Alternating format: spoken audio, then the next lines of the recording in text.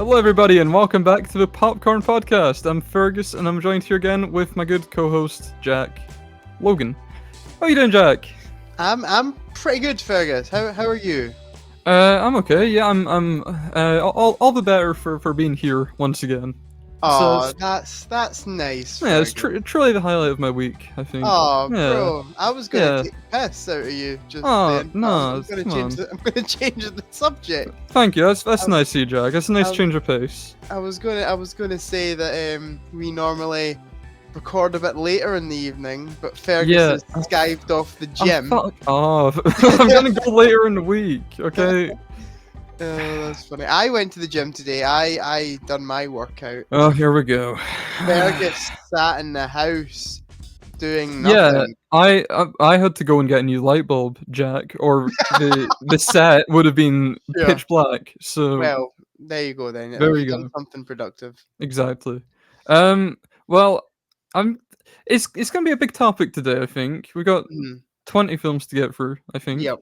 So I don't know. Probably I've got an idea for the catch up. Okay. Now these always last 40 minutes minimum. And it's Right. embarrassing because we always say we'll keep it short this time. Every Yep. single time. We Cut don't. to an hour later. Yeah. But I've got a 3 minute timer set up. So Bro, okay. I'm gonna literally just rattle through everything I've watched since the last one in 3 minutes and say whether I liked it or disliked it. You do know I've watched like the full X-Men franchise since. You can take longer in 3 minutes, but I will keep mine Okay. short and Okay. brief, and I will But not inflict that pain what on what the what reviewer. happens if I have something to say? About what? The things that you've watched.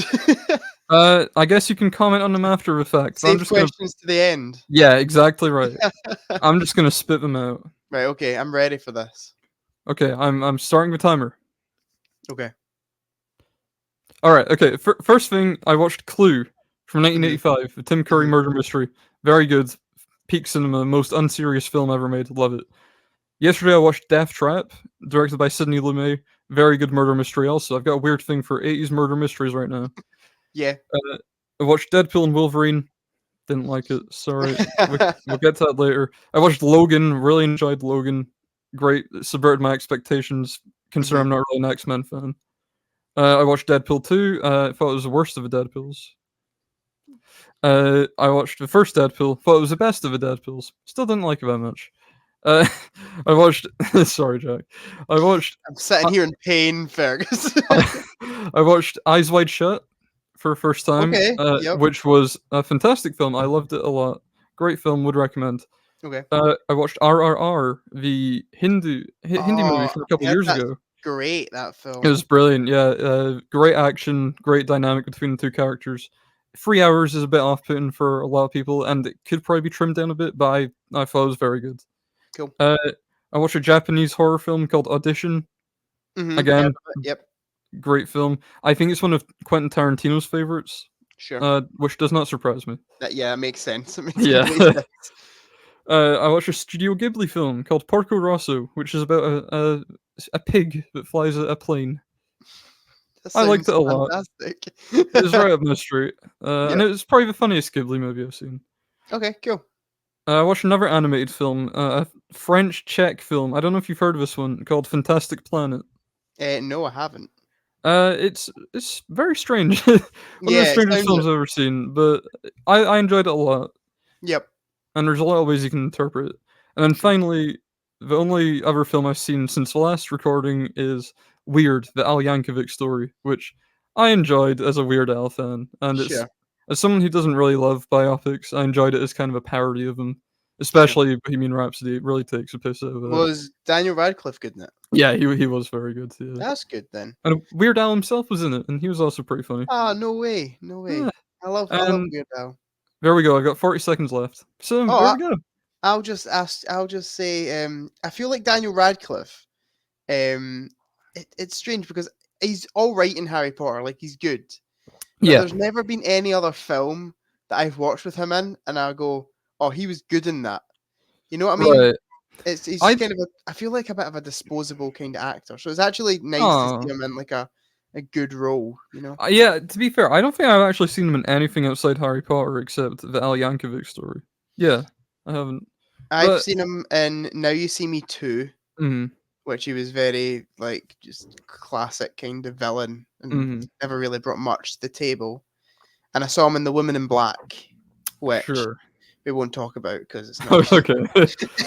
Uh, um, one thing I think is good about Daniel Radcliffe is he's basically starred for life with residuals from the Harry Potter films yeah, and, like, merchandise and that. So he kinda just gets to do what he wants. He can take any role he picks, really. yeah, for Uh, sure. like Swiss Army Man, I think he just plays a dead corpse who farts a lot in that film. Yep, yep. So, I've yeah, heard of that. Yep. he can just do what he wants now. I think that's pretty cool. Was Swiss Army Man directed by the Daniel brothers? Is that right? It was directed by, uh, yeah, the Daniels, yeah, who done Yeah, Everything Everywhere All at Once. yep. I've been meaning to check that one out. To be fair, it looks interesting, but Yeah, very, very weird. I'll give it a shot. Yeah. Okay.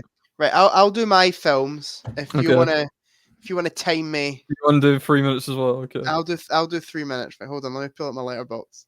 This is a good system for doing it. Let's just keep it short and concise. Okay. I'm ready whenever you are. Alright, go. I watched X-Men First Class. Mhm. Enjoyed it. Didn't love it as much as most people do. Think it was a little bit overrated. A lot of people consider it one of the best X-Men films, and it disappointed me in terms of that regard. But a decent film. Sure. Then I watched The Wolverine. Actually a pretty underrated film. Not a lot of people talk about it. Quite a bit of fun. All the Japan stuff was cool. The action was Oh, good. yeah, okay. Like all the samurai stuff was awesome. Yeah, not nothing blow me away, but it was good. X Men Sure. Days of Future Past. I really enjoyed. One of the best X Men films. Great story. Everyone acts their heart out. Just the way that time travel should be handled in films. It was mwah. Then I watched Deadpool, rewatched Deadpool. One of it used to be my favorite comic book film of all time. Really? Sadly, that's dropped for me. But still a really good movie, a lot of fun, great direction, great story, really funny, love it. Then I watched Logan for the first time. Mirror what Fergus says really took me by surprise how good it was. Mhm, Probably some of the best world building I've seen in a superhero film in a while. Hugh mhm. Jackman is insanely good in it, like actually incredibly good. And yeah, I cried at the end. I'm not ashamed to admit it. I had a little tear in my eyes. Then I rewatched A New Hope, Star Wars A New Hope. Mwah, one of the best films ever made. Then I rewatched Empire Strikes Back, another one of the best films ever made. Then I watched Deadpool 2 for the first time. Unlucky. Enjoyed it as much as the first one. Had a real good time with it. Probably slightly worse if I were to rank them, but overall, really good time. Then I watched Deadpool and Wolverine in the cinema. Loved it. Fergus is incorrect for not enjoying it. Fergus is just allergic to entertainment. Okay, It was really fun. The cameos were great. Took me by surprise every other minute. It was really good film. The action was really well filmed. And then the last film I watched was Monty Python's Life of Brian, which I didn't enjoy that much. Well, I liked it. I thought some of the mm, jokes were pretty well thought out and were funny. But there was a whole period in the middle where I was extremely bored, and then the ending was sure. really good. So I Yeah. actually liked it less than Holy Grail. But yeah, that's what I watched, and I got 20 seconds left. Hey, well I'm done! proud of myself. I guess if I could talk to you about one of them films, I am eager to talk about Life of Brian a little bit. Sure. Yep. Because I basically have the same thoughts as you, that Holy Grail is a better film. Mm. Uh, yeah, I don't love Life of Brian. I'd like to, but Yeah, it was an interesting one because it started off really good. Like the first like 25 minutes, half an hour, mhm, I was really entertained, and there was a scene.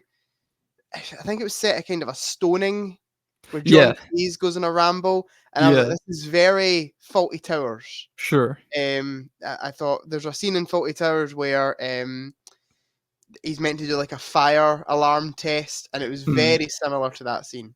sure, And I was like, right, this is good.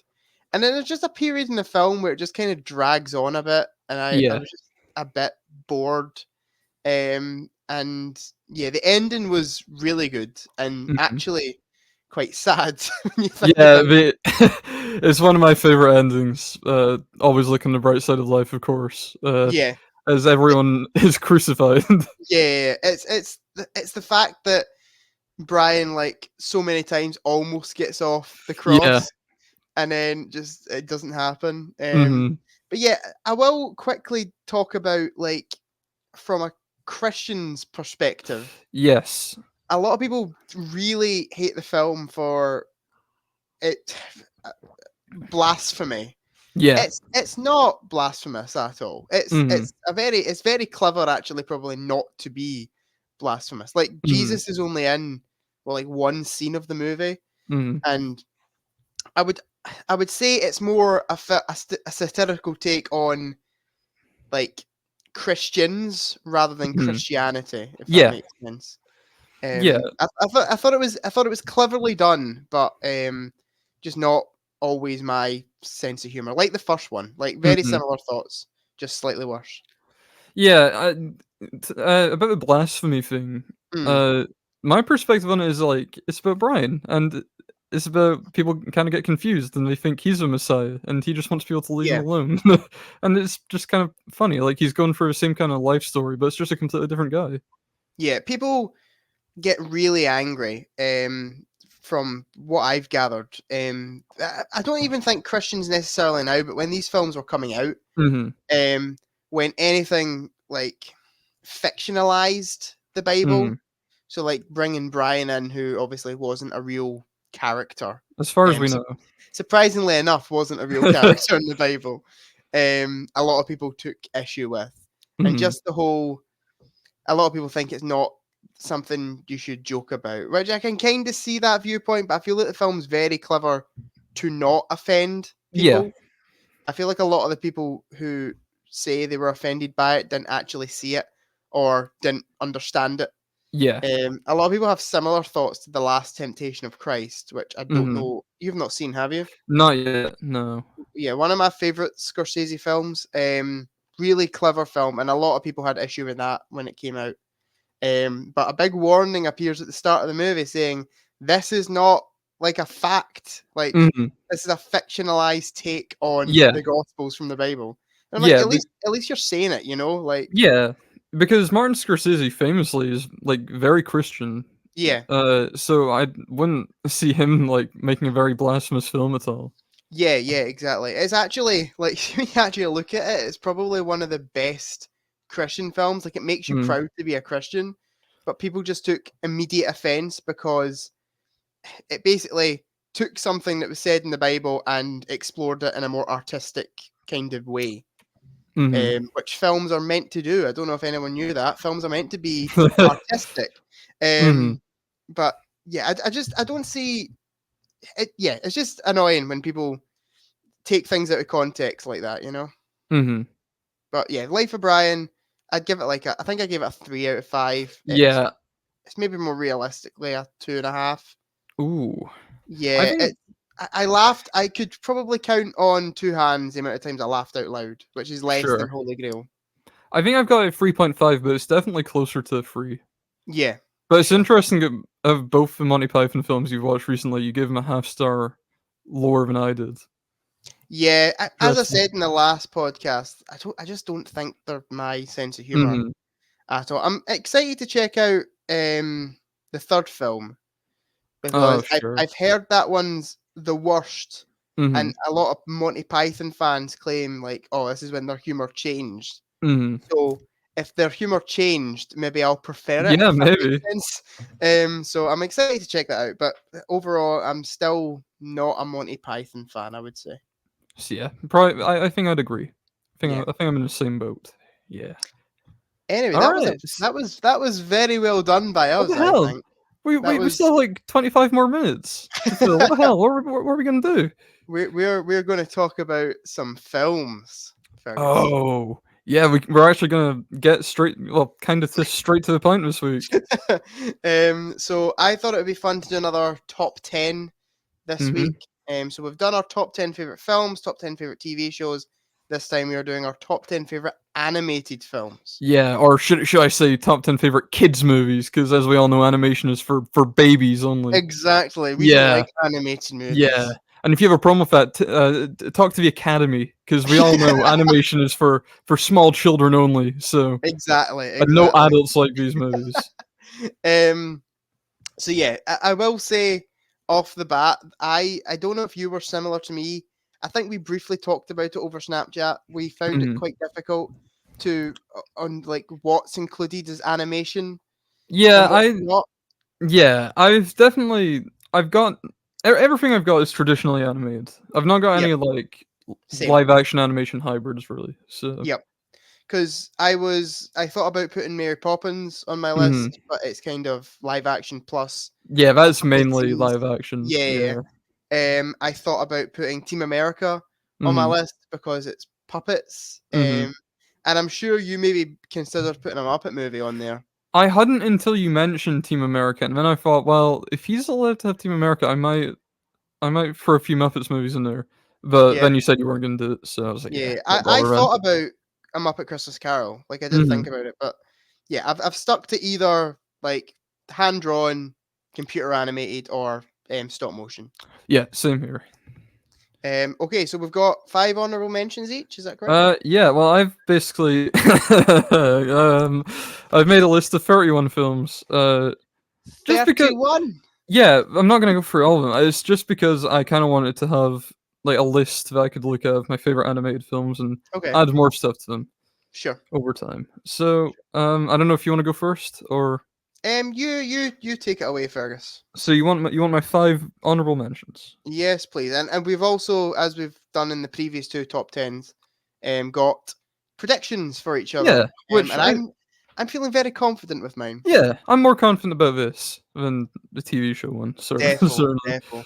TV show predictions were a nightmare. What did I do? Like teleshopping Teleshopping and I can't. Did you do in the Jeremy night Kyle garden. on the Night No, Garden? I think I Yeah, done Kitchen Nightmares maybe. I don't remember.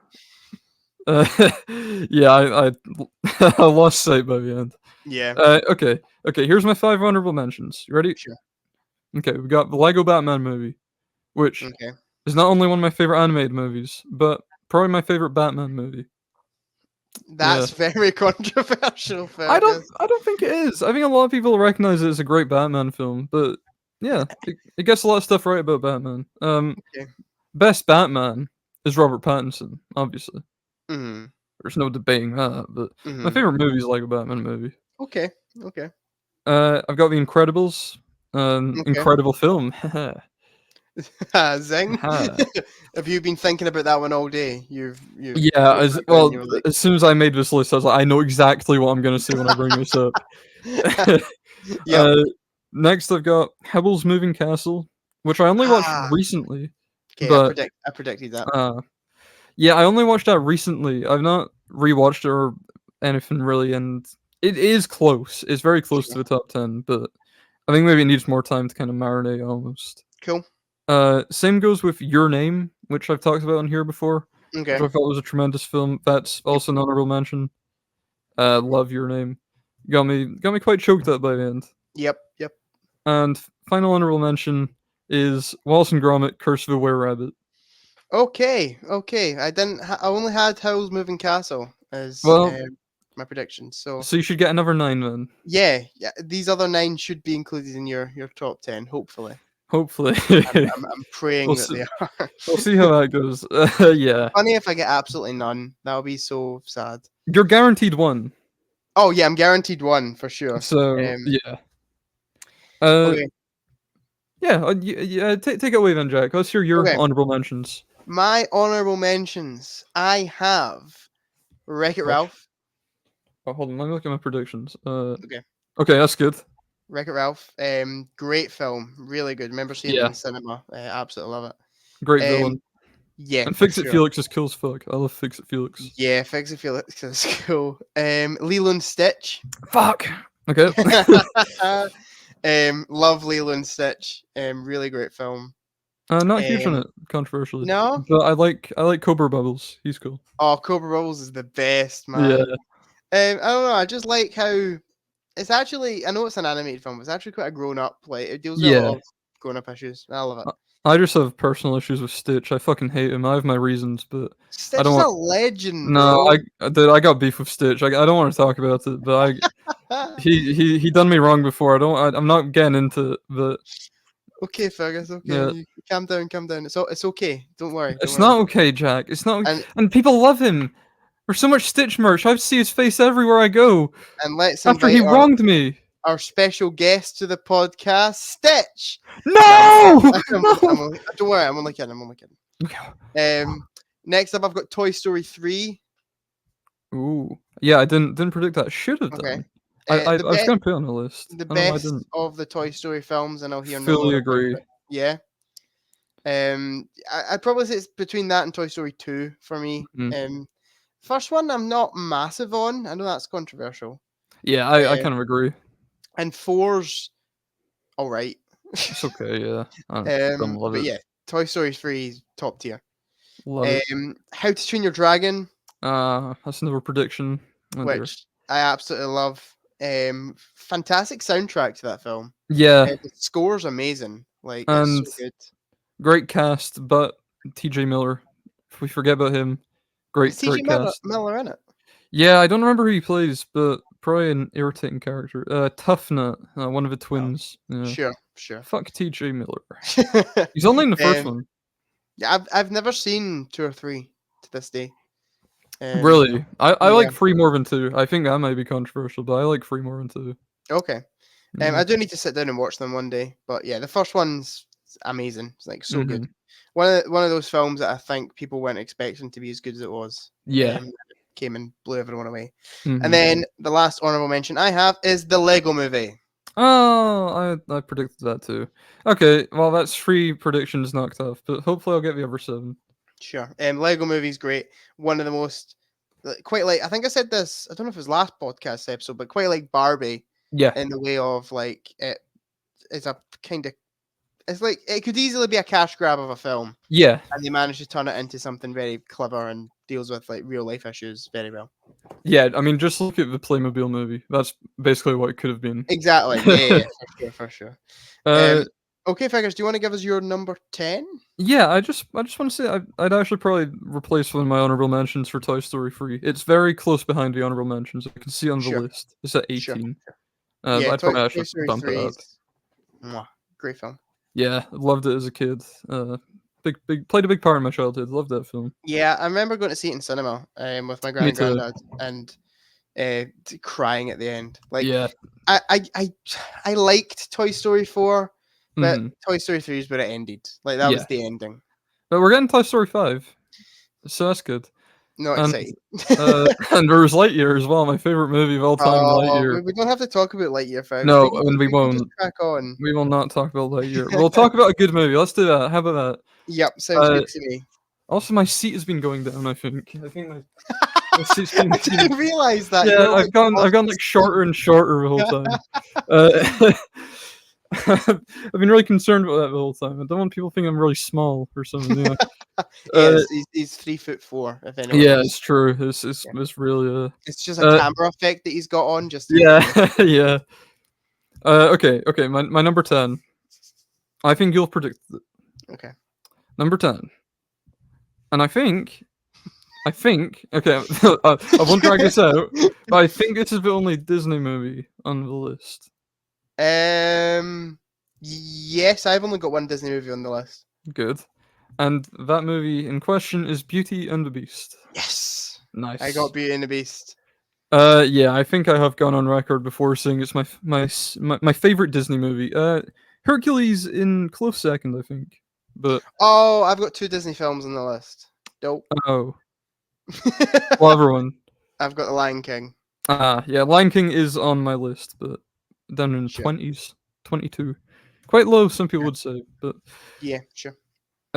yeah, I love Beauty and the Beast. I know you've not seen the animated one. You've only seen the live action one. Yeah, I've only seen the live action one once in cinemas. Mhm. Which that wasn't a fun day.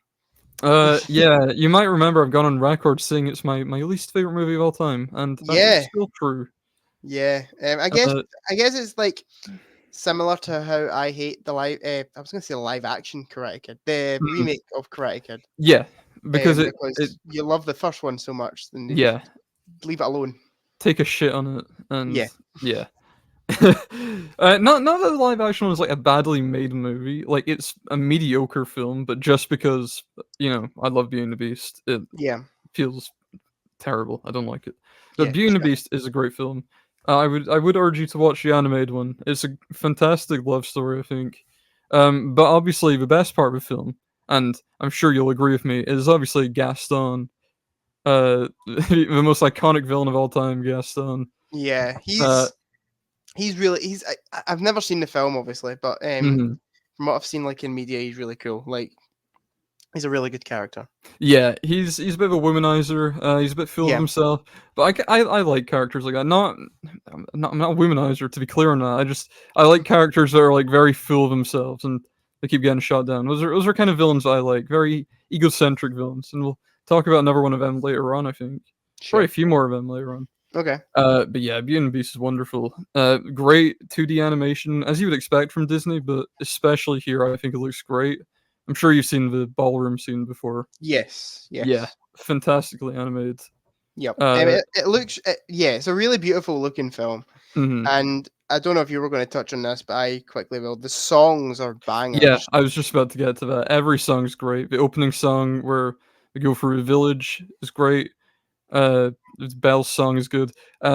Gaston's song, of course, is a fantastic one. One of my favorite villain songs. Yep. And Beauty and the Beast itself is great. And Be Our Guest, of course. Who can forget Be Our Guest, Yep. which is a Yep. classic. And Yeah, we talked really good songs. we talked about Lumiere last week and how great Lumiere is. Yeah, Big Lumiere's fan of great. Lumiere. Yeah, it was Ewan McGregor that played him in the remake, right? Yeah, this is one of my big flaws with Beauty and the Beast, right? Or the Yep. live action one. Why did they get Ewan McGregor to play Lumiere, right? A guy with a distinctly Scottish accent, putting on a French accent. What? Why? Yeah, I don't the get it. casting wasn't great. To be fair, I can get Emma Watson as Yeah, Belle. Like that's decent casting. I didn't think she was good at all, but I can understand why you picked her.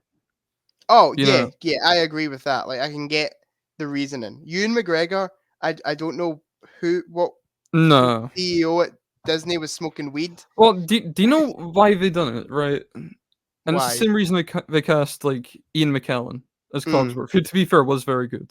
mm, As always. It's so they could put the human forms of the servants on the poster and put their sure. names on the poster. Like you see Ewan McGregor's gonna be in it, but like for almost the entire film, he's putting on a voice so you don't recognize him, and he's a candlestick. Yep. I, I, fuck that movie.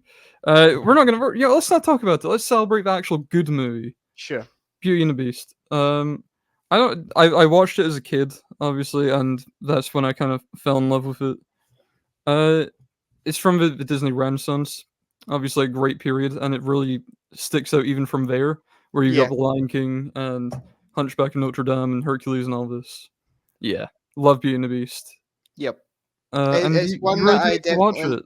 yeah, it's one that I really need to check out.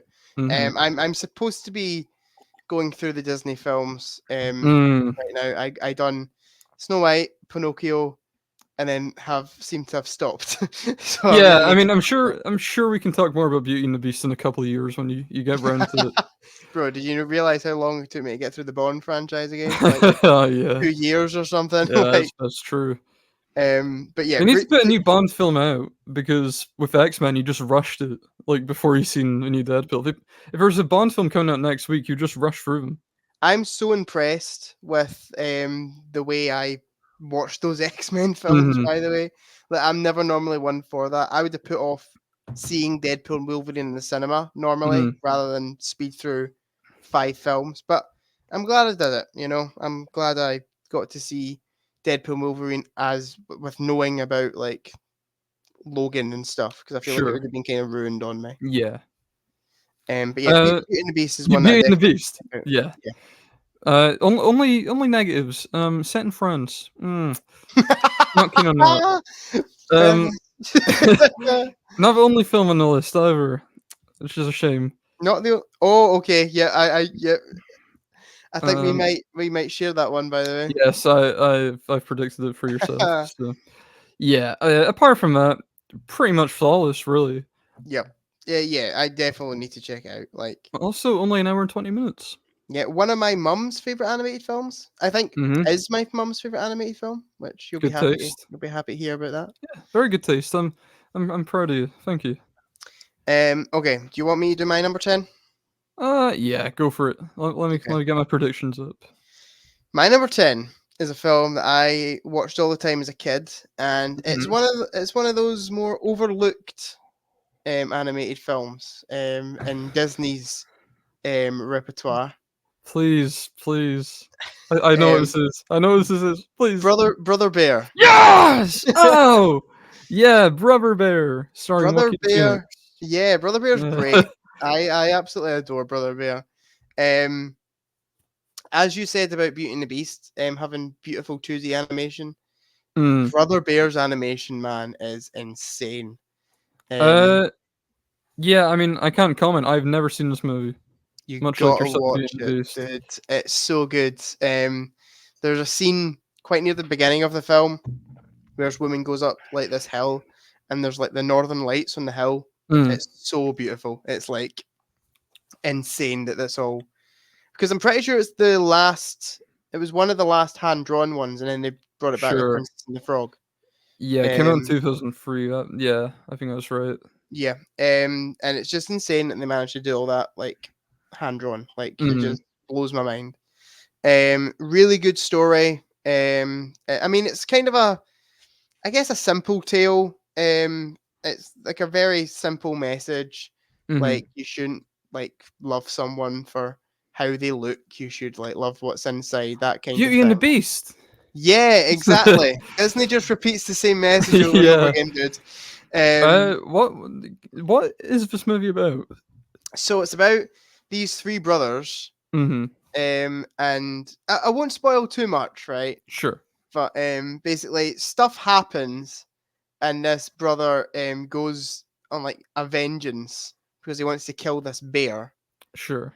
and then he kills the bear, and like the spirits turn him into a bear. Brave? Brave copied Brother Bear. I'll Oh, have you true. found, That is true. and Brother Bear did it way better. Wouldn't be And hard. yeah, he meets this other younger bear cub, and they go on a little adventure, and it's a lot of Oh, fun. okay. A lot That of people sounds have awesome. some people have a lot of issues with it because there's these two. I want to say, is it Meese or Moosies or Moose or like It just says I'm looking at it here. It says hilarious moose, Rut and Moose? Took. So I guess Yeah, it's yeah. moose. So Moose. These two Moose, are I find them really funny. One of them's voiced by, Rick Moranis, Sure. and they are hilarious. However, a lot of people have issue with them because I feel like most of the film's quite grounded in its time period. Yeah. And then those two are like saying things like dude and Oh. like pinky swear and stuff Oh. like that. Oh, like Um, them those ferrets from Ice Age films. yeah, Okay. exactly. And the kind of only joke is that they are Canadian and say things like Sure. a and Sure. stuff. But I don't know what that says about my sense of humor, but I find them really funny. Yeah, Um, that sounds a lot like people's issue with The Hunchback of Notre Dame, where it's mm, like not the 1931 original. I mean the Disney animated one, where they have yep, these the gargoyles that are like meant to be comic relief in this really yep, dark film. And sure, there's one voiced by like George from Seinfeld, and it just kind of takes you out of the film. sure. Mhm. There's beautiful music in it. I don't know if you're a Phil Collins fan. Uh, He I don't scored mind them. Tarzan, and Yeah, then I think went on to do this. I think Tarzan was before this, right? Tarzan was before it. Yeah. Yeah. So I think he done Tarzan, and then they were so happy with his work on Tarzan that he got to do Brother Bear as well. I don't love the music in Tarzan. It feels kind of weird. Like instead I of doing love it. musical numbers, they just have Phil Collins like singing about what's happening instead. It's weird. I've seen a lot of people online having issues with it, especially in Brother Bear, because there Mm, is like a scene where they're talking, and then it kind of just Phil Collins just randomly starts singing sure. Yeah. over it. But I think it really adds to the emotion of that scene in particular. Like Okay. it's cleverly done. And yeah, I would implore you to go watch Brother Bear because it's really good. I'm just looking at it on Letterboxd. I got in front of me here. I'm seeing 3 star, 1 star, 2 star, 3 star, 2.5 star, 2 star. What's What's the going on? Why average? 3.7? I don't know why like all my friends Three- seem to hate it. 3.7 solid, by the way. I thought it'd be way Yeah, lower. that is a good score. I don't know why it's got like all my friends seem to hate this movie. But But yeah, I would say, and this might be a bit bold of me saying, mm, but, like the first 25 minutes is maybe the best like act of an animated film ever. oh, okay. It peaks in the first 25 minutes. Like Sure. it's so good. There's something that happens in the first 25 minutes that is I'd say first 25 minutes, half an hour. I think kind of just after that, he turns into the bear. But like that first like Sure. 25 minutes with their humans, I feel like if the film was more of that, it would be a lot higher on the list. But Mhm. I still think it's a really great film. Like it's amazing. Yeah, and we have spoken about this like briefly, like between ourselves at like uni, for Yeah, example. We've spoken about Brother Bear in passing, and I think it's one you really enjoyed as a kid, wasn't it? yeah. So it was one of the only films that my gran had on VHS. Mm, So it just automatically went on. Like sure. I probably didn't actually have a choice whether I liked Mm. it or not as a kid, because it was like one of the only films. I think she had that, and she had Fantasia. I remember Fantasia being on a lot. Oh yeah. Um, but yeah, it's a real even like watching it now because I think I watched it a couple of years ago again. Mm, It's really good film. Um, sure. don't watch the sequel. Sequel Oh sucks. no, no. The golden rule is never watch a Disney sequel. Yeah, You it's know one of they those like never. yeah, straight to DVD Mm, sequels are like half the budget. It's like awful. hmm. But yeah, Brother Yeah. Bear's great. All right. Well, I'm glad I got one I had predicted. Yeah. Uh, I'm now worried because you've said that was your only Disney film, and I have yeah. another Disney film. Yeah, Hercules was a close contender, to be fair. Yeah. Okay. The Lion King was nowhere near. Not too near. It's Okay. 22. It's close. It's Sure. hard to pick. It's really hard narrowing it down to just 10 as well. Yeah. And I I feel found it like tricky. the list could change at any time. Like I Yeah. feel like if we done this even next week, I would feel differently about it. Sure.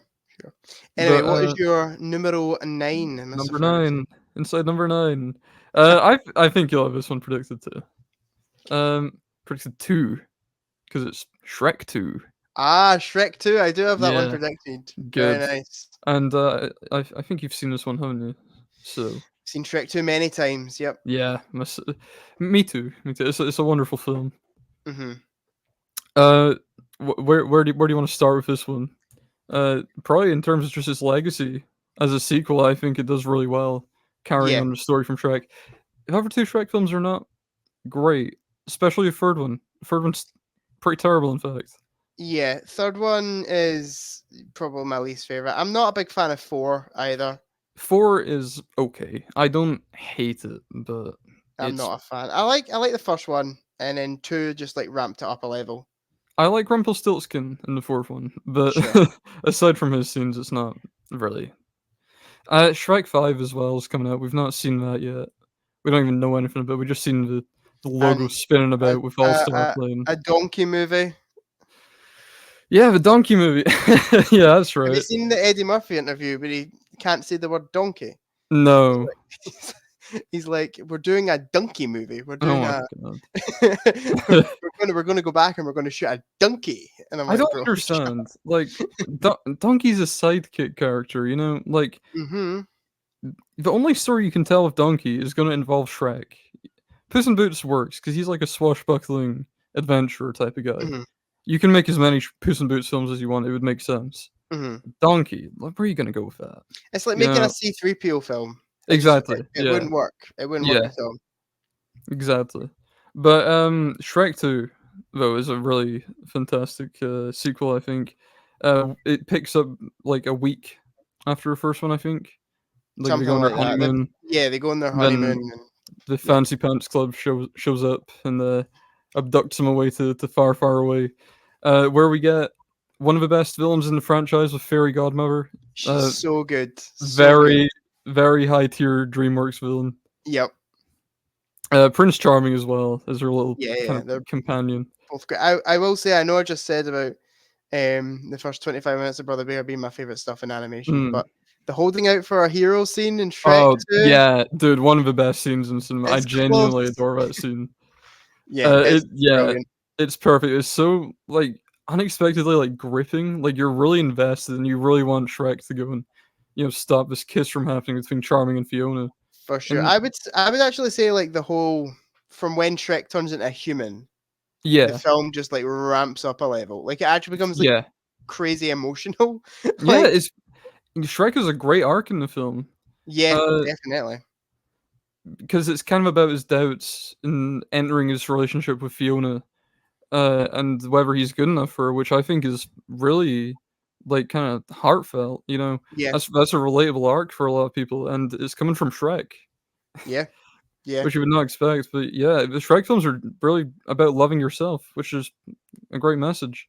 yeah, definitely, I definitely. wouldn't say Shrek 3 does that very well, to be fair. But, uh, Shrek 3 is such a weird movie, man. I've not seen it in fucking hate years, but Shrek it's 3. like it it's so all over the place. It's unreal. Like, it doesn't know Mhm, what it wants to be. Like mhm, it's so like confused. But yeah, mhm. Shrek 2, I will say now appears in my list Yeah, a bit I later on. suspected it might.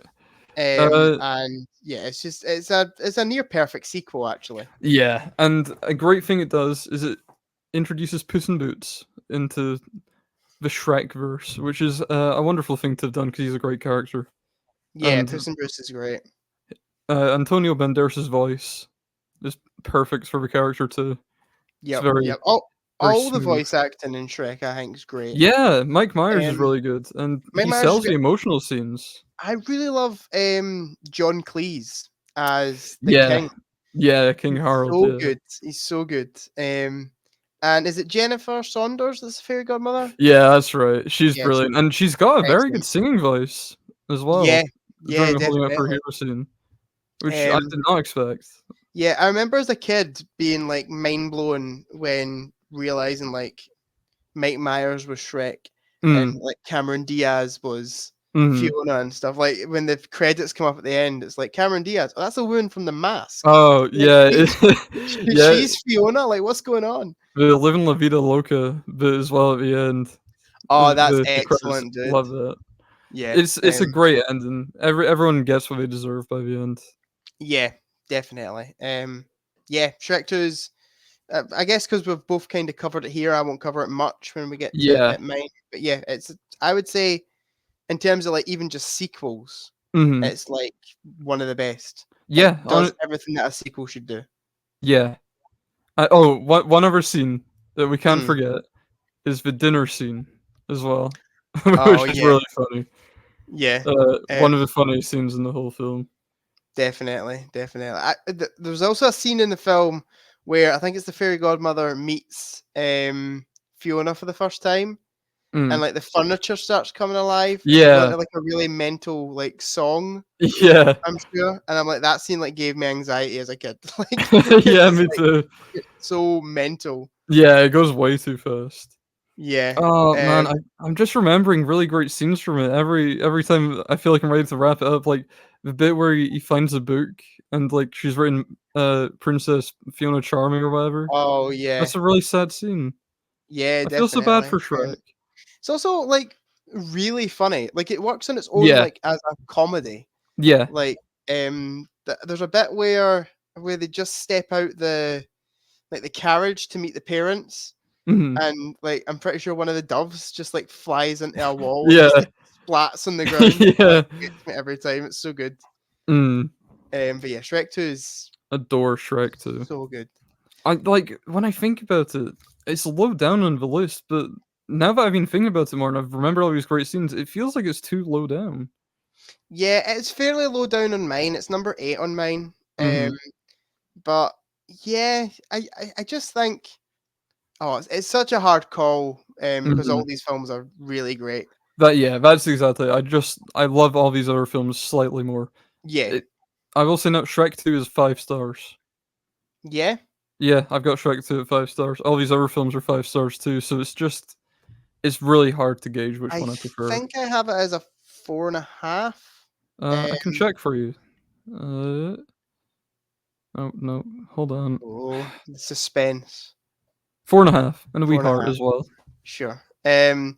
It's one of those that I feel like could go up because when I'm sitting here thinking, I'm like, I can't think of anything wrong with it. Yeah, Like, there's not a exactly. single scene I would take out or change, Mhm. or so. I guess I have to rewatch the Shrek films. I'll probably do it before the fifth one comes out, which Oh I'm not yes, looking forward to but at you'll all. get to watch Puss in Boots: The Last Wish, which is exciting. True, true. And That is very true.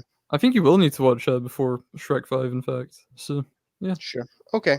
Yeah, I'll need to watch the original Puss in Boots as well, which no, unlucky. I'm not looking Uh, forward to. I won't spoil. It's not on my list. I wasn't expecting it to be on your list. Mm-mm. I'm like, all 10 of my predictions just Puss in Boots, Fergus. Shark Tale over the um, hedge. okay, do you want me to do my number 9? Yeah, go for it. Let's go inside number 9. My number 9, Mm-hmm. there was a time where I used to say this was maybe my favorite animated film. Like Um, Deadpool with your superhero yeah, films. yeah. I watched this film to death. I remember I had a DVD of this film, not to like create suspense or anything by not saying the title straight away. But I'll go on Mm-hmm. a little story. I had a DVD of this film, and then I had one of those little portable DVD players that I would take with me Uh, everywhere. sure. And then that DVD got scratched, so we had to buy a No. new DVD. And I now own it on glorious Blu-ray. And that is the Simpsons movie. Oh no. I really thought about that. I really thought about including it. But do you know what's mental, right? Hmm. See your story about how you had it in a portable DVD player and you took it Yeah. everywhere. I had the exact same thing. I Yeah. Yeah, I had a portable DVD player in the back of the car, and I always watched the Simpsons movie on that as well. Yeah. I I went between 3 movies on that thing. I went through Simpsons movie, the Garfield movie, Hmm. and the Harry Hill movie. Those are my 3 regulars, and looking back, there's like 1 good film out of them 3. Yeah, that is. I was similar. Like, I only had a couple. Mhm. I remember I had Karate Kid 3. Used to watch Karate Kid 3 a lot in my portable DVD player. But yeah, Simpsons movie.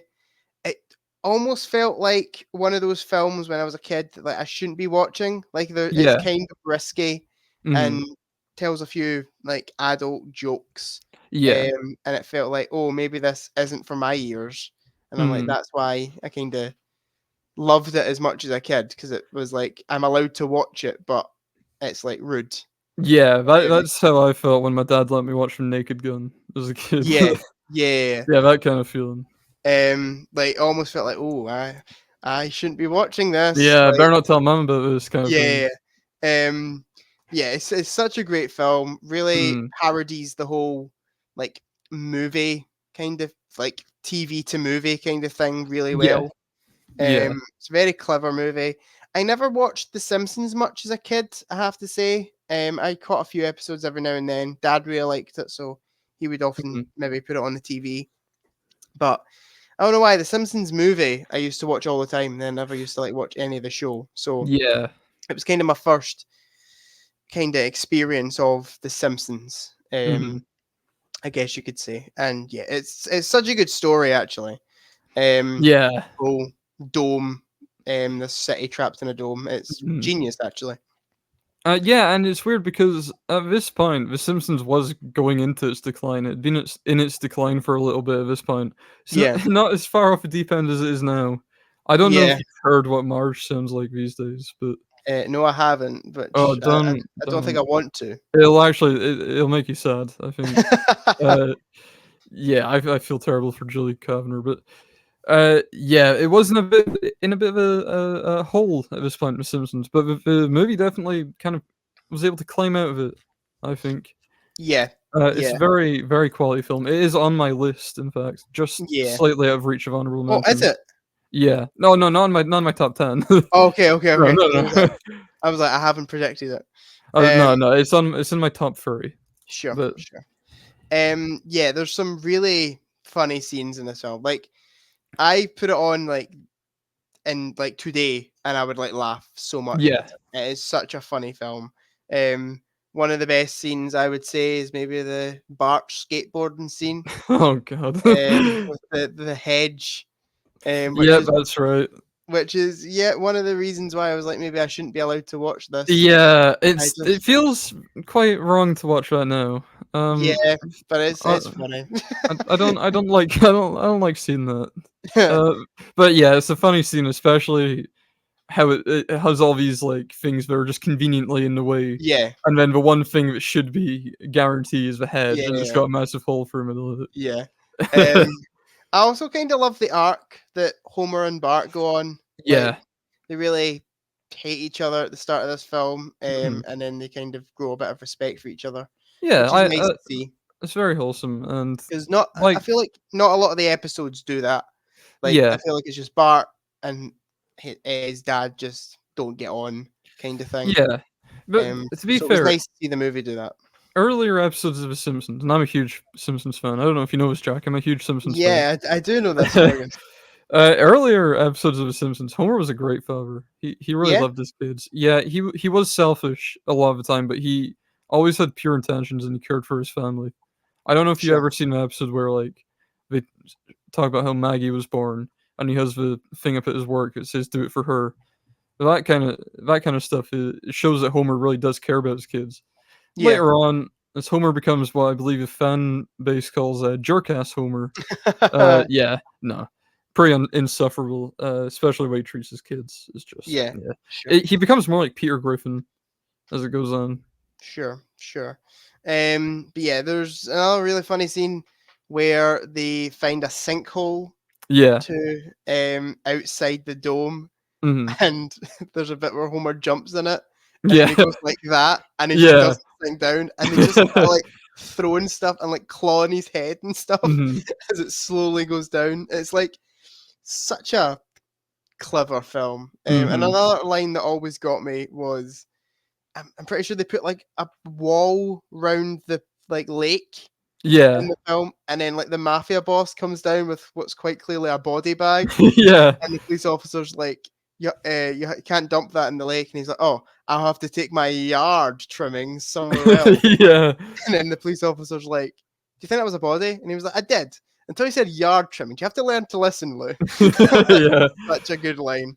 Yeah, and another Um, bit like that is when they're testing the wall to see if it's foolproof, and we get Cletus, the yokel, to try and like put a dead possum in it, but he just keeps walking into the wall. yeah. And he, like, comes out and he's like, "I can't. I simply can't." Yeah, It's such a good film. And yeah, as I say, I like, really wholesome by the end. yeah, I love the scene where he finds the wedding video that Marge has Yeah, taped over. yeah, That's and a the whole very sad scene. to be continued right now. Yeah, yeah, piss off with that. That's a shit Um, fake out. um, Uh, I will say one negative mhm. about the film is the whole subplot with Lisa and her Ah, boyfriend. yeah. Colin. That that kind of sucks a bit. Yeah. Not Um, interested in it. yeah, and he's like in one scene and then like hardly in the rest of the film, and then comes up at Mhm. the very end. I'm like, it's just that whole subplot's not great. Should have been But Millhouse. yeah, agreed. Or But Nelson. yeah, like a character we actually are familiar with would have been Yeah. nice. But overall, absolutely adore the Simpsons movie. Yeah, We need to rewatch it actually. I've seen it so many times in my life, like, to the point where, I can I remember every, like, pitch of Scratchy's screams at the start when he's on the moon. I can remember every single scream he lets out. That's excellent. Yeah, that's a Yeah, great opening as well. as I said, I've seen it a lot of times too. But I Mhm. really got to rewatch it because I haven't seen it in a while. One question I got for you, who's your favorite Simpsons character? That's a good one. Do you know? Probably Mo. Mo, okay. I love Mo. Flaming Mo is probably my favorite episode of the show. Flame was a good episode, yeah. So I just absolutely love Mo. He's a Mhm. great guy. What about you? Yeah, it's always been Ralph. I've always loved Ralph as a kid. Yeah, yeah. Uh, Ralph's he funny. he does get to a point later on where he's kinda just saying stupid stuff for the sake of it, but I don't know, I still love him, and I guess my second favorite is probably his dad as well, Chief Wiggum, so Sure, sure. I will say I think probably out of like the main like Simpsons, Yeah, Bart's probably my favorite. Marge for me. I'm a That's big fair. Marge fan. Yeah. Yeah, Homer but as well in the earlier episodes. yeah, I feel like what you said earlier, like about Homer going downhill, like Hmm. it's very evident when you watch the show now that he's not what he used to be. Yeah, and this is a term it came from The Simpsons. He's flanderized. Like all the Yeah, characters in the show, he became flanderized. yeah. Oh, do you know what? I love Ned Flanders as well. Ned Flanders is great as well. He's Yeah. so good. Hmm. But yeah, Simpsons movie, top tier. Love it. I will. One other thing I'll say. Ralph's my Yeah. favorite character, and like you with Mo being your favorite and Flaming Mo being your favorite episode. My Mm. favorite episode is I Love Lisa, which is where Ralph Ah, like gets a sure, crush on Lisa. So sure, sure, yeah. sure. I will say, Flaming Mo's my favorite episode. My second favorite, I can never remember the name of it, but Mm-hmm. it's the Star Wars one with Mark Hamill in it. Oh, don't remember it. It's such a good episode. Basically, Homer becomes Mark Hamill's bodyguard Oh, okay. in it. And there's a bit where Mark Hamill like goes, Homer, use the fork, and Homer goes, the force? No, the forks. Use the stuff. Yeah, I don't Yeah, really remember episodes, but yeah. I mean, it's a really good one. give me any episode from season 2 to like 9, and I'll enjoy it. Sure, So sure, sure, sure. not huge on season 1, a bit rough around the edges.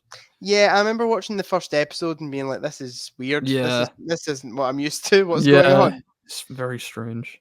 Yeah.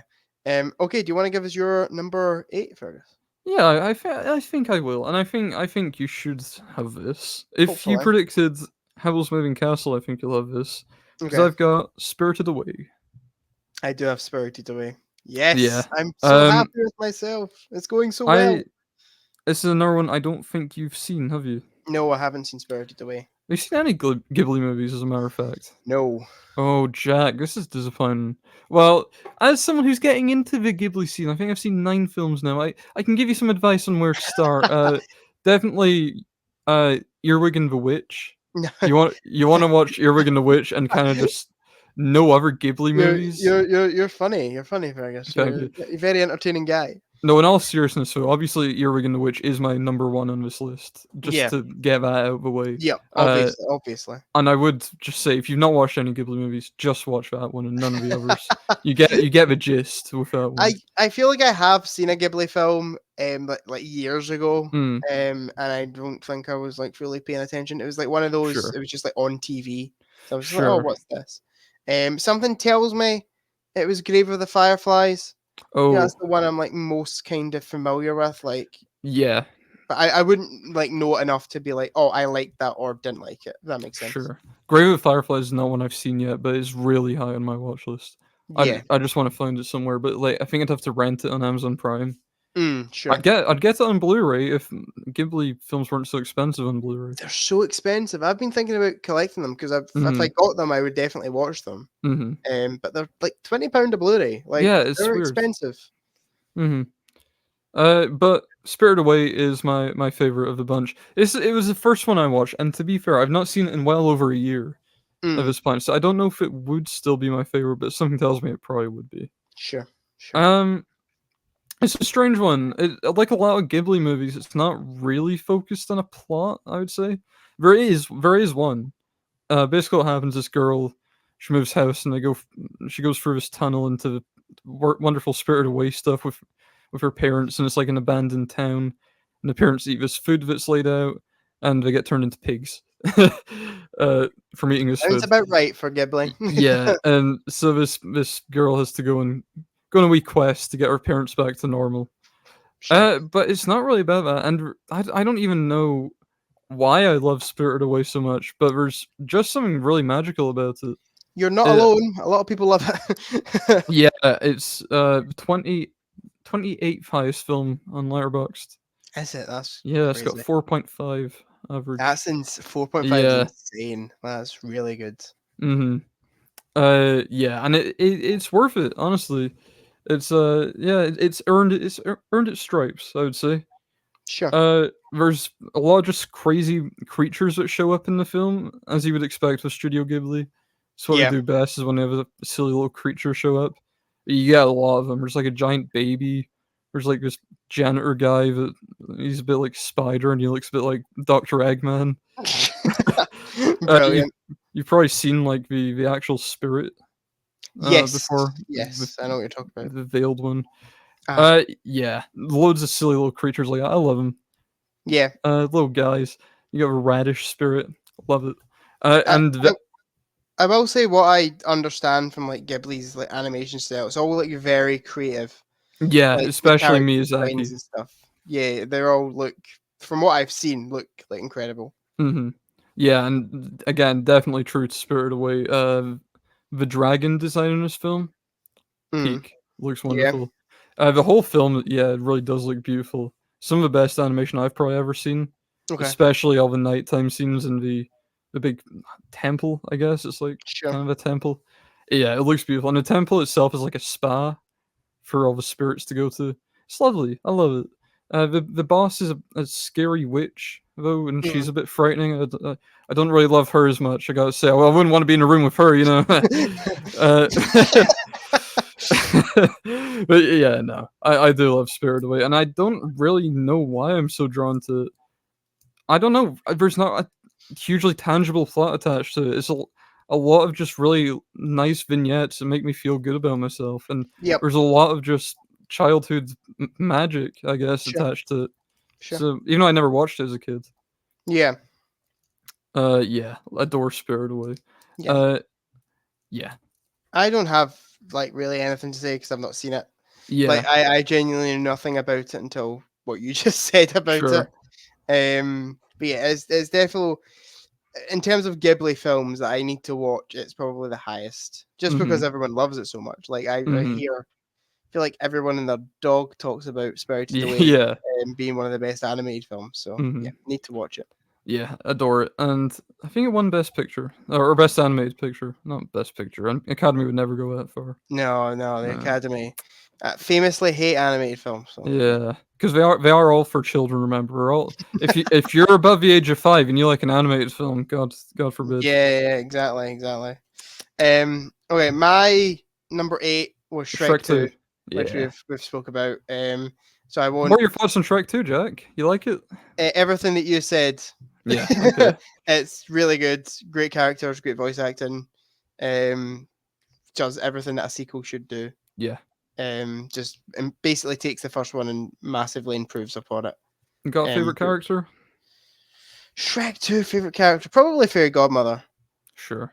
She's great. I love The King as well by John Cleese. I think just because I was a big Fawlty Towers fan even as a kid. When I realized that was like Basil Fawlty, I was like, no way, that's insane. Sure. But yeah, Shrek 2 is great. And do you want to give us your number 7? Yeah, okay. I'm just gonna say my favorite character from Shrek 2 is probably Shrek himself. Yeah? I love his arc in that film. Yeah, I would say actually Puss in Boots is a close second for me. Yeah, Puss in Boots is number 2 for me as well. Yeah. Probably my least favorite character in all the Shrek films is fucking Pinocchio. I hate Pinocchio. Don't you be hating on Pinocchio? No, you know what? Pinocchio's fine. Actually, it's the pigs that I don't like. The 3 little pigs. The 3 little pigs are probably the worst out of the group. Yeah. Or like the fox. The fox kind of brings nothing to the table. Cross-dressing wolf. Yeah. Yeah. Oh, it's a wolf in it. Yeah. Yeah. Some of the jokes with that have not aged brilliantly, but yeah. Pinocchio's like, and Gingy, Gingerbread Man. Yeah, I like the Gingerbread Man. He's brilliant. He's so good. And obviously we've got Mongo. The Mongo, I love Mongo. The big his death's so gingerbread sad. man. I love the Godzilla scream he does. Yeah, and he goes be good. Oh, poor guy. Fucking disintegrates. Yeah. Oh, he's still alive at the end. To be fair, I don't know. Maybe they were able to retrieve him. Maybe he pulled through. Yeah. Please let me have this check. No. He definitely is floating down that river, Fergus. Yeah. That's a shame. They'll be finding bits of gingerbread in their water supply for ages. Okay, you're number 7, Fergus. Number 7, not only one of my favorite animated movies, but my favorite superhero movie. I think, yeah, my favorite superhero movie, and you know it, don't you? It's Spider-Man Across the Spider-Verse. No, it's actually Into the Spider-Verse. I've got both. Okay. Into Spider-Verse, the only I was one. happy with whatever one you said there. Yeah. To be fair, I do love Across the Spider-Verse too. It is also very good. So you But don't have Across the Spider-Verse on your list? no, not Across. But Okay. it is still a very, very solid film. Sure. But Into the Spider-Verse feels a lot more. I don't know. It's more complete, I guess, because Across the Spider-Verse is part one of two, Yep. so it kind of ends on a cliffhanger. But Spider-Man Into the Spider-Verse is a great, very contained origin story. It knows that we know the origin of Spider-Man, so it kind of just takes a piss out of it. Sure. Like every time a new Spider-Man gets brought in, right? Okay, let's do this again one last time. Yeah. Every single time. Yeah, I know you've not seen this one yet again. Yeah, This it's is one that's been on my radar for a while. It's wonderful, Jack. It's the best Spider-Man movie. It'd be hard to beat Spider-Man 2 and Spider-Man also 2 is very good. No Way Home. Spider-Man 2 is very good. I know you're not a No Way Home fan, are you? Yeah, not huge. I like parts of it, to be fair. I like Willem Dafoe. No Way So, Home's great, dude. It's so I love No Way Home. I liked it more than Deadpool 3. Spider-Man Into the Spider-Verse, so yeah, it's great. First thing I'll say about it, got my favorite Spider-Man of all of them, Mhm. possibly with Spider-Man Noir, voiced by Sure. Nicolas Cage. Sure. He's just a very good comic relief Spider-Man, Yeah. and his fight scenes are good because he doesn't fight like Spider-Man traditionally. Like he uses his powers, but he also just like beats the shit out of people. He just like punches them. I Yeah. like that. Yeah. I like to see that. But all the other versions of Spider-Man are very good as well. Miles Morales is fantastic. Probably better than any live-action Peter Parker, honestly. That's crazy. It's mental that they got it so right for an animated Spider-Man film. Mm-hmm. Like they went through like Spider-Man 3 and like TASM 1 and 2. Yeah. And they got it like perfect with like this animated film that everyone thought was going to be terrible. Yeah. Like, it's To be insane. fair, let's not hate on Spider-Man 3, okay? Spider-Man I like To be Spider-Man fair, 3. I don't mind Spider-Man 3, but it's like it's far from a perfect Spider-Man movie. I think the only thing I don't like about Spider-Man 3, right, is the issue with too many villains being in it. What about I all the think cringy dancing? I like that. It's funny. It's funny. It's silly. They take a piss out of it in Spider-Verse. Do they? Yeah. That's brilliant. I think if they got rid of Harry Osborn's whole Green Goblin arc, it would have been better. I don't know. I feel like just taking one of them out would have been better. You can't have Sandman and Venom and Green Goblin and have them Sure. all be really compelling. Sure, You sure, know, sure. like I What's your know. thoughts on Spider-Man 1? Yeah, big fan. Yeah? Prefer two, but Yeah, me too. But big I Spider-Man 1 fan. feel like not a lot of people talk about Spider-Man 1.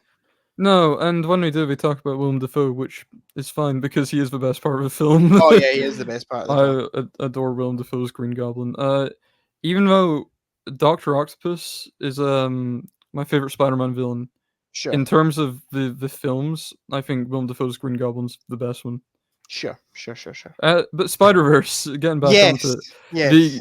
the animation in Spider-Verse is like really groundbreaking. I'm sure you've seen parts of it, like clips and that, or even just Yes. stills, and it's basically a comic book brought to life, Yeah. and it looks brilliant in that regard. And I remember, I can't remember what film it is. I think it might be Venom. Ends with one of the post-credit scenes is like 5 minutes from Spider-Verse, okay, which is so I've seen that, which is just like a scene where he ends up. I can't remember. I'm sure he's at a grave and then ends up like being chased by something or yeah, something. yeah, he goes to Spider-Man's grave. Yeah, But yeah, so I've seen that bit, and the animation looks insane. Like it looks it's really so good. good. It's honestly probably the best animation in any film on this Sure. list. Probably that I've ever seen. I guess it's more polished than Across the Spider-Verse actually, but Yeah. yeah, it's because they go into a bunch of different worlds. See, I mean, there's even the Lego Spider-Man world that we go to at one point. So you get Oh a no bunch way. of different animations. Yeah, it's brilliant. That's pretty cool, actually. Yeah. Yeah, I guess Across Spider-Verse maybe trumps in that aspect, but Mm. Into the Spider-Verse is still brilliant, especially for 2018 as well. Yeah. And it's kind of opened the floodgates a bit. I think a lot of other like films are kind of taking inspiration from Spider-Verse's animation style. Like Puss in Boots: The Last Wish obviously is different in that it looks more like illustrations than a comic Yeah. book, but it's still got that kind of vibe. That Teenage Mutant Ninja Turtles film that came out last year is kind of the same. Yeah, definitely, definitely. A lot Mm, of films are following in its footsteps in a way. mhm, But yeah, I remember the trailer coming out and watching it and being like, "This is going to be terrible. mm. This isn't going to be a good movie." And then I when it had came faith out, from the start. did you? Yeah, I A lot of I people I didn't. always believed in A it. lot of people were like, "Oh, an animated Spider-Man movie. It's the last thing we need right now." Sure. And then it came out, and the reviews it got was like insane. Like it Yeah. was. I'm sure there was like best picture buzz around it. Of course, the Academy would never do that. No, because animation is for babies. But it did But win best animated that year. yeah, but I'm sure there was even best picture buzz around it. Mm. Like it was such a big deal. But yeah, still never seen it. We'll definitely watch it at some It point. it I'll is say the I'll definitely watch 44th it. highest rated film in Letterboxd. That's mad. Uh, I'll definitely watch it this year at some point mm, for sure. hopefully. It'll be nice to talk about it when he does. I'll Yeah, enjoy that segment. yeah. I'm holding out for a friend who really wants to watch it with me. Yeah. So if he doesn't get back to me soon, I will be checking it out, Yeah, both of them by myself, because I own yeah, them. good. I've got both of them in 4K, so I should Very definitely. nice. Yep. But yeah, Okay. Shall we hear your number 7 then? my number 7, which is the first of two, no, the first of 3 Pixar films on the list. Okay, hold on. Let me get my predictions up. I don't know why I fucked up the name of your list. I've got Jack Anime Prediction. That's what I've called it. um, Oh no, I've only got 2 Pixar films in here. oh no. But I Okay, think the 2 that I've got will come up soon. okay. So my number 7 is Monsters Inc. Fuck. Okay. Yeah, I did really think about Monsters Inc. Yeah, Uh, Monsters Inc. is fantastic. It is such a great film. mhm, Um, it's really surprisingly like captivating. I feel mhm. like for a movie that could have been again another like cash grab. I feel like they really do a good job of world building and making you really captivated in this quite insane world that they've Yeah. made. Um, yeah, it's a really clever film and very emotional towards the end. Like it really gets you interested in what's going on, and you become invested in these characters. And Mhm. yeah, it's a great film, and maybe one of my favorite Pixar villains. Which one? The I can't remember his name. The head of the place, not the Oh, purple. Waternoose. Yeah, he's so good. The Waternoose is like the rawest fucking name of all time. That is Yeah, the best villain name I've ever yeah, heard. I love it. he's so good. And the who voices him? I can't remember the guy who I voices him. don't know off the top of my head. Let me check for you, Jack. I can Um, tell you that Steve Buscemi is behind yeah, Randall. yeah, I know Steve Buscemi was Randall. Who's also a really good villain. It's But James Coburn that's Waternoose. sure, sure. But yeah, he does a great job. He's so good Mhm. in that film. And of course the two leads, um, Yeah. John Goodman and Billy Crystal. They Love are John Goodman's so good in the beautiful film. voice. Yeah, definitely, definitely. Yeah, and the animation's really nice too. Like really solid animation. I love the scene where they're all going through the doors towards the end. That whole Mhm. segment where basically they're going through doors and out other doors, and it's so good. It's so Mhm. well done. Yeah, Monsters Inc. Top notch film. Alright, I'm gonna explain now. I hated this movie. I hated Monsters Inc.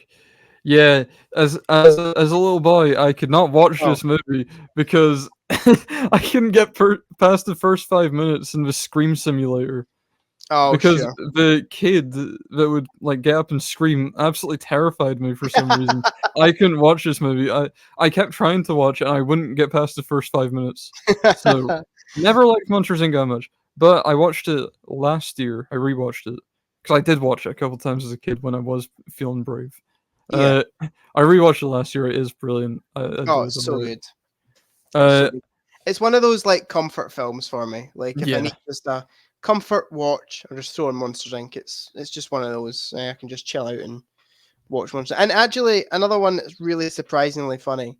Like they Yeah. get a lot of good jokes. Yeah. Remember there's a scene where they're exchanging deodorants, Mhm. and like some of the deodorant names are absolutely hilarious, like Yeah. warm garbage and stuff like that. Yeah. Like it's so good. Yeah, one of the best bits in the film is when they have the advert and the Mike's entire face just gets covered up by the logo Yeah, both times. Or like when he's on the magazine at the end as well, I think. And yeah, his yeah, face yeah. gets covered by a barcode or something. Have you seen on Disney Plus? If you watch the film, when it ends, the Yeah. little picture will be over Mike's Yeah. face. It's so clever. Yeah, they still Um, do stuff like that today. It's and brilliant. I'm pretty sure, like even in like Disneyland and stuff, like if you see like a Mhm. poster of Monsters Inc., they're covering up his face. It's like it's Yeah. such a good long running joke. Mhm. But yeah, another great scene in the film is the scene where they meet the abominable snowman Oh, yeah. who makes snow cones. Sure. That scene's great, and also the scene where I can't remember the character's name, but the guy that gets contaminated with a sock. Oh, is it George, I think he's I called. think it's George. Yeah, and they have to like they shave him, and then Yeah. he doesn't catch a break for like the full film. Mhm. Yeah, that it's a really clever movie. Like it's very clever in how it handles things, and yeah, it's a film that I feel like again could have been messed up if it hadn't had a good team behind it. You know, Mhm. like I feel like if the team behind some Pixar films that come out now were behind Mhm. Monsters Inc., it would be a lot worse, sadly. Mhm. And, of course, we can't forget the best character in Pixar history, Hmm. is Roz, obviously. Roz, yeah, I forgot about Roz. To be We honest, we love Roz. we do love Roz. Great. Wazowski. All the characters are so good, like, the banner on Letterboxd, the picture of him, I'm looking at him, like, I love all these characters. Randall is brilliant, we've not even really mentioned Randall, but he's a Yeah, great little, like, secondary antagonist. Randall's so good, and his sidekick, who I can't remember the name of, the guy with all the eyes. Fungus. Yeah, he's Yeah. brilliant too. The scene where he's got the machine Yeah, on the his face, scream extractor. yeah, it's Yeah. so good. It's Mhm. so that scene's hilarious. I feel like Steve Buscemi could play Randall if he did, like, a live action version as well. Oh, for sure, sure. But yeah, like even like all the monster designs, like they're so Mhm. imaginative and so clever. Like how each monster's like can do his own like special skill Yeah. almost to scare. Um, yeah, it's just really clever film. And we see that kind of expanded on in Monsters University, which I quite like. I think it's a good film. Monsters University is not bad. It's nothing Yeah. on the original. No, But no. it's a decent prequel, I guess. Yeah, I would watch it, you know, like, I rewatched it last year shortly after I watched Monsters, Inc., and yeah, it's good. I like it. Again, nothing on the original, but it's funny. It's a funny little movie. Yeah, yeah, it's solid. It One of the kind of better does. sequels from Pixar. Yeah, it kind of does a good job at like almost making like prequel jokes. Like Yeah. Randall's like this overly nice kid in it. Yeah. Like it's a clever little film. But the original's where it's at. Monsters Inc. Yeah. is so good. And also the short film Mike's New Car as well is brilliant. I forgot about Mike's new Yeah. car. That's a really funny little short. I'm sure now you've remembered, you'll be bumping it up to your number 1, Mike's New Yeah, Car. let me just quickly Yeah, fix where's good. Mike's new car. Yeah, okay, we got it. Oh, dude, also the scene where, he says goodbye to Boo at the end. Oh, Yeah, that yeah, gets me. and the scene obviously spoilers for Monsters Inc. Yeah. The scene where it opens the door and you Oh, just hear dude, Boo's yeah. voice. It's so good. I It's love it. like goosebumps. Like Mhm. it's brilliant. Okay, do you want to Yeah, give us your to be number? fair, you're saying spoilers, I don't think there's anyone that hasn't seen Monsters, Inc. Yeah, surely the people that wanted to see Monsters Inc. have seen it by now. Like Yeah. it's one of those. I mean, everyone's Um, seen Monsters, Inc. at some point. yeah, for sure. Do you want to give us your number 6, Number Fergus? 6, yeah, this is one that is definitely also on your list, and one that you'll definitely have predicted, Okay. is Ratatouille. Ratatouille is also my number 6. Really? Yeah, I guess this will save a bit of time then, we can just do it once. sure. Okay, what do you like about Ratatouille, Jack? The only thing I don't like is that it's set in France, Oh, true, yeah, boo. like Fergus said earlier. Yeah. uh, Could have been number 1 otherwise. Ratatouille is near perfect as an animated film probably Yes. gets. It is Yes. so good. It's a story that probably shouldn't work. It's very simple, and yet Mhm. manages to captivate you through the entire thing. It's Mhm. about a rat that likes to cook, Yeah. and that's like it is, and it's such a beautiful film. Like Mhm. it makes me almost want to be a cook. Yeah, Like even though agreed. I've got no interest in making food or anything like No, that, and but I'm not after I good at watched it. that, yeah, after I watched that film, I'm like, I can cook. I'm gonna go Yeah. make beef Wellington right now. Mhm. Like Go and make it's some ratatouille. The ratatouille looks delicious at the end that he so. makes. Have you had it in real life, by the way, No. Fergus? It's not as yeah. Yeah, It's it good, doesn't but it look doesn't. nice. Yeah, it doesn't look appetizing in real life. But what my boy Remy's able to do. Oh, brilliant. Yeah, it's such a beautiful film, and Mhm. I feel like the whole stuff with like Gaston Who? being like Gaston, not Who? Gaston. What's his name? The critic, No, no, no, no, no, no, no. What's the the chef evil called? chef. No, the good Uh, chef. oh, That's dead. Linguini. No, the Oh, good chef. Gusto. Gusto. Gusteau, Yeah, not Gaston. Gusteau. Um, close. yeah, being like the little like ghost that like talks Remy Mhm. through it is like it's really good. Mhm. And also really good twist in it. With the whole Linguini Gusteau connection. Yeah, that's right. Yeah. Really clever actually. Mhm. Yeah, and I really like the food critic in it, and I love Yes, his Anton kind of Ego. yeah his kind of arc and how he Mhm. ends up loving the food at the end. Yeah. Uh, basically agree with everything you said there. Anton Ego is a great kind of villain. There's not anyone that's that villainous in this except for Chef Skinner, who is really great. I love Chef Skinner. Yeah, He's great comic relief. Maybe overstays his welcome a little bit. Like by the third act, he's kind of loitering around and like seeing what's going on. It's like we don't really need to be seeing live Skinner reaction, but I don't mind it because he's sure, still a lot of sure. fun to watch. Yeah, definitely. I've got him on my mouse pad. I got a strange. Oh fuck! I dropped some. Uh, uh, where is he? Where is he? There he is. Oh, Right next to Water. brilliant. Yeah. I love Chef Skinner. He's a very silly little comic relief Yeah, villain. talking But about scenes that gave me anxiety as a kid. The mm, scene at the start where the rat's in that woman's house and she's got the yeah, shotgun. what's she doing? That's not how you kill rats. That was one of the most. I'm like, what the fuck's going on? Like, Yeah, she's evil. She's pure evil.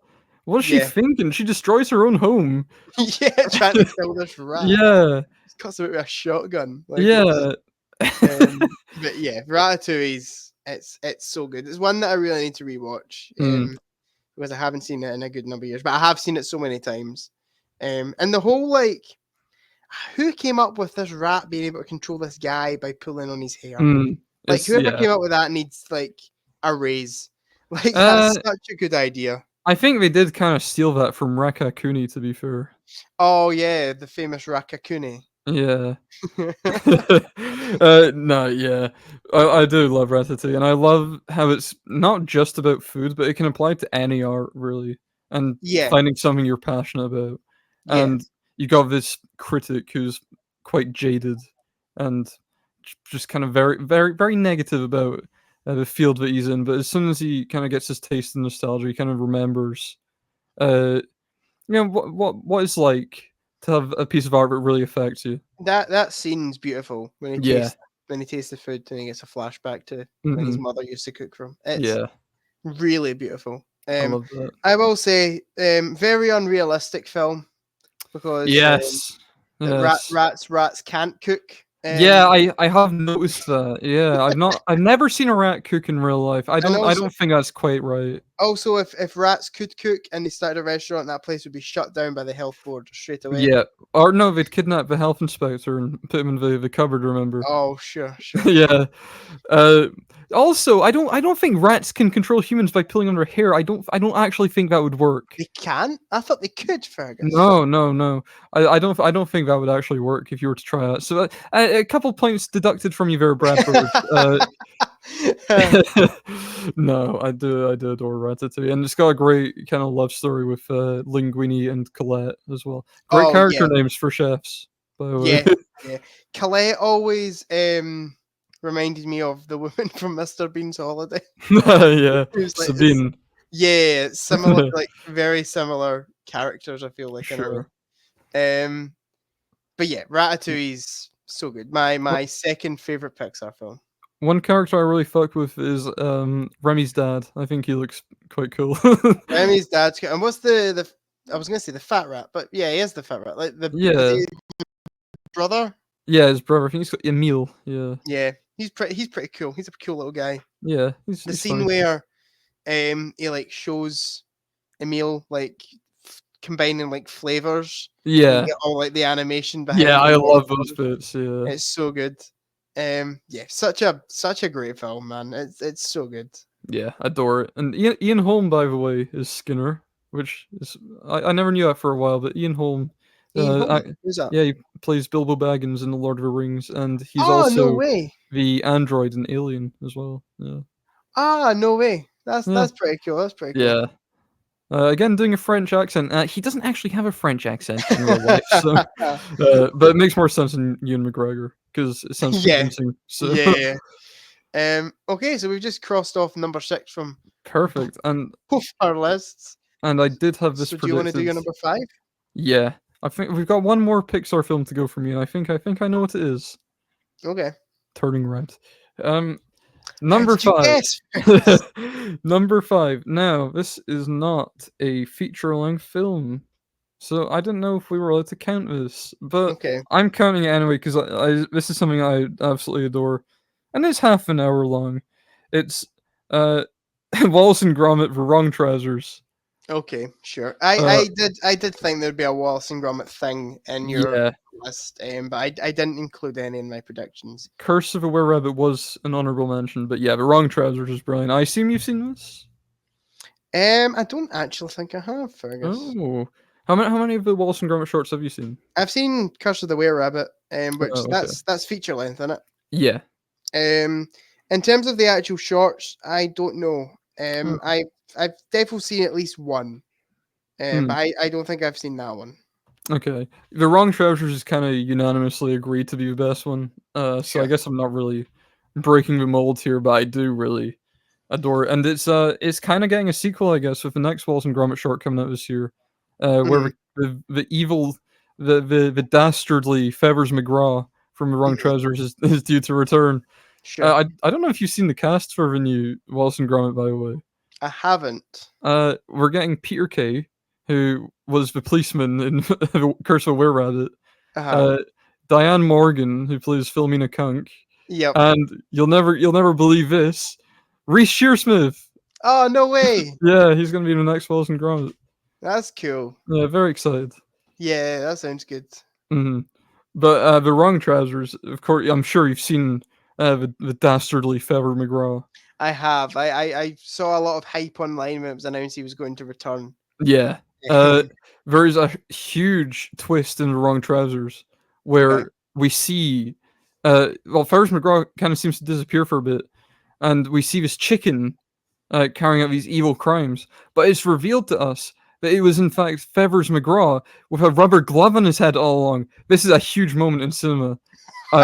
This is like, you know that bullshit in Star Wars, right? Oh, I'm your father kind of thing. Yeah. Throw that out the window. This Yeah. is a big twist. Sure. Sure. Basically, what happens in this one is they don't have any money. So they let Fevers McGraw into their home as a lodger, and then he kind of pushes Gromit out a bit, and it turns out he's just using them so he can use Wallace for his nefarious scheme to steal diamond from a museum. Inside number 9, Tom and Jerry. yeah, kind of, yeah. It's very funny. I don't know if I know you've not seen the film, but you've probably seen the chase scene at the end on the model train, or you've probably seen bits from it. Don't Dude, think I have. it's one of the best chase scenes of all time. It's really brilliant. Yeah, I adore it. It's really funny. As with everything Wallace and Gromit, it's really funny. I'm gonna go on record here, and this may surprise you. Yep. Gromit is my favorite character of all time in anything. Yeah. Yeah, Gromit's my favorite character. I adore Gromit. He's such a little guy. I love He him. is, he is a cool little guy, to be fair. Unfortunately, in these films where he appears, we have to put up with Wallace, who's an incompetent boob. He's always getting in the way. Gromit always has to come to his aid by the end because he can't help but fuck everything up every single time. I hate Wallace. Fuck Wallace.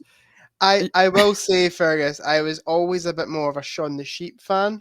Shaun the Sheep is good, to be fair. Yeah, I do Um, like Shaun the Sheep. I just think my granddad always used to watch Shaun the Sheep. Mm, So I did too. I never really grew up with Wallace and Gromit. mm. But yeah, I do know a lot of people love Wallace and Gromit. Like he's Yeah, very beloved. if you like Shaun the Sheep, first short you should watch is fuck, I've forgotten its name now. A Close Shave. Yeah, you want to Yep, watch that one if you're a I've Shaun the Sheep fan. heard of that one. I don't know if I've seen it. I might have. But I Uh, definitely heard of that one. they're all on iPlayer. They're all like between 20 and 30 minutes, so worth just going through them. Sure, sure.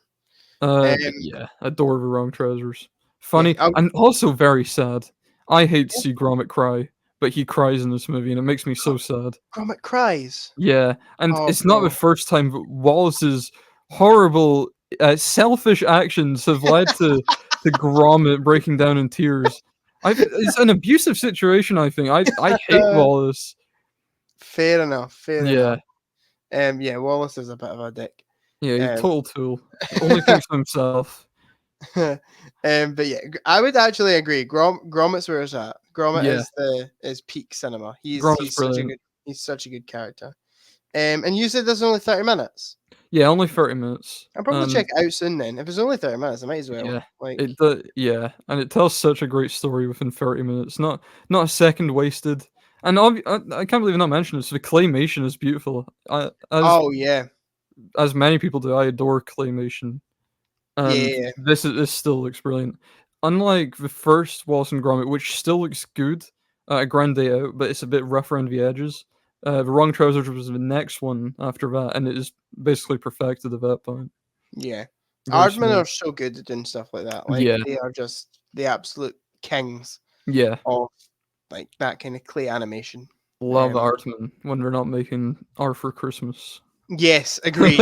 I was so upset when I saw Aardman's name attached to Art Yeah, for Christmas. it's weird film. But I love the Pirates movie, An Adventure of Scientists. Pirates is pretty decent too. Yeah, I'm a it's big a fan fun of film. Pirates. I will defend that movie to my grave. I love Yeah. Pirates. And yeah, as I said, I love Shaun the Sheep. Hmm. Yeah, Grew Shaun up the Sheep on movie's it. good too. Yeah, I remember the Shaun the Sheep film being pretty decent as well. Yeah, yeah, it's a I lot like of that. fun. I've But not seen the all the second one. Shaun the Sheep. Is there a second one? Yeah, Farmageddon. Oh, I've not watched that. I think I No, actually no. watched the trailer when it came out, and I was like, I'm not interested. Yeah, same. But all the Shaun the Sheep shorts, I used to absolutely love. They're so Yeah. good. Have you ever watched Um, Timmy Time? yeah, I was literally just about to bring that up. Oh, I Shaun the love Sheep. Timmy Time. Was it Shaun the Sheep's son or younger brother or something Yeah, like that? something like that, like his nephew or some shit. Yeah. Such a weird idea for a show, but Yeah, but there you go. I fucked with it as a kid. I loved it. I Oh, me loved too. Timmy Time. I had a Timmy, plush. It's it's Timmy. Timmy. I had like a model of the school. It was great. Oh, I loved Timmy Time. brilliant. Do you want me to go on to do my number 5? Yeah, let's hear it. My number 5 is probably the only one on here that is aimed at adults. Okay. I have South Park, Bigger, Longer, and Uncut. Yes, let's go. Um, I was a little worried when you said the Simpsons movie. I was like, oh, maybe South Park isn't gonna show up in here. But yes, I do have, and of course, South Park's going to show up in here. specifically, I do have Bigger, Longer, and Uncut. So Yeah. there we go. Any excuse to bring up South Park, I'll do. Yes, you do love them boys, don't you? Oh, You love I Parker and South Stone. Park. Yep, they are some of the best. This might be controversial. Some of the best comedy writers working ever. Yeah, they are very clever. They are fantastic. Clever And boys.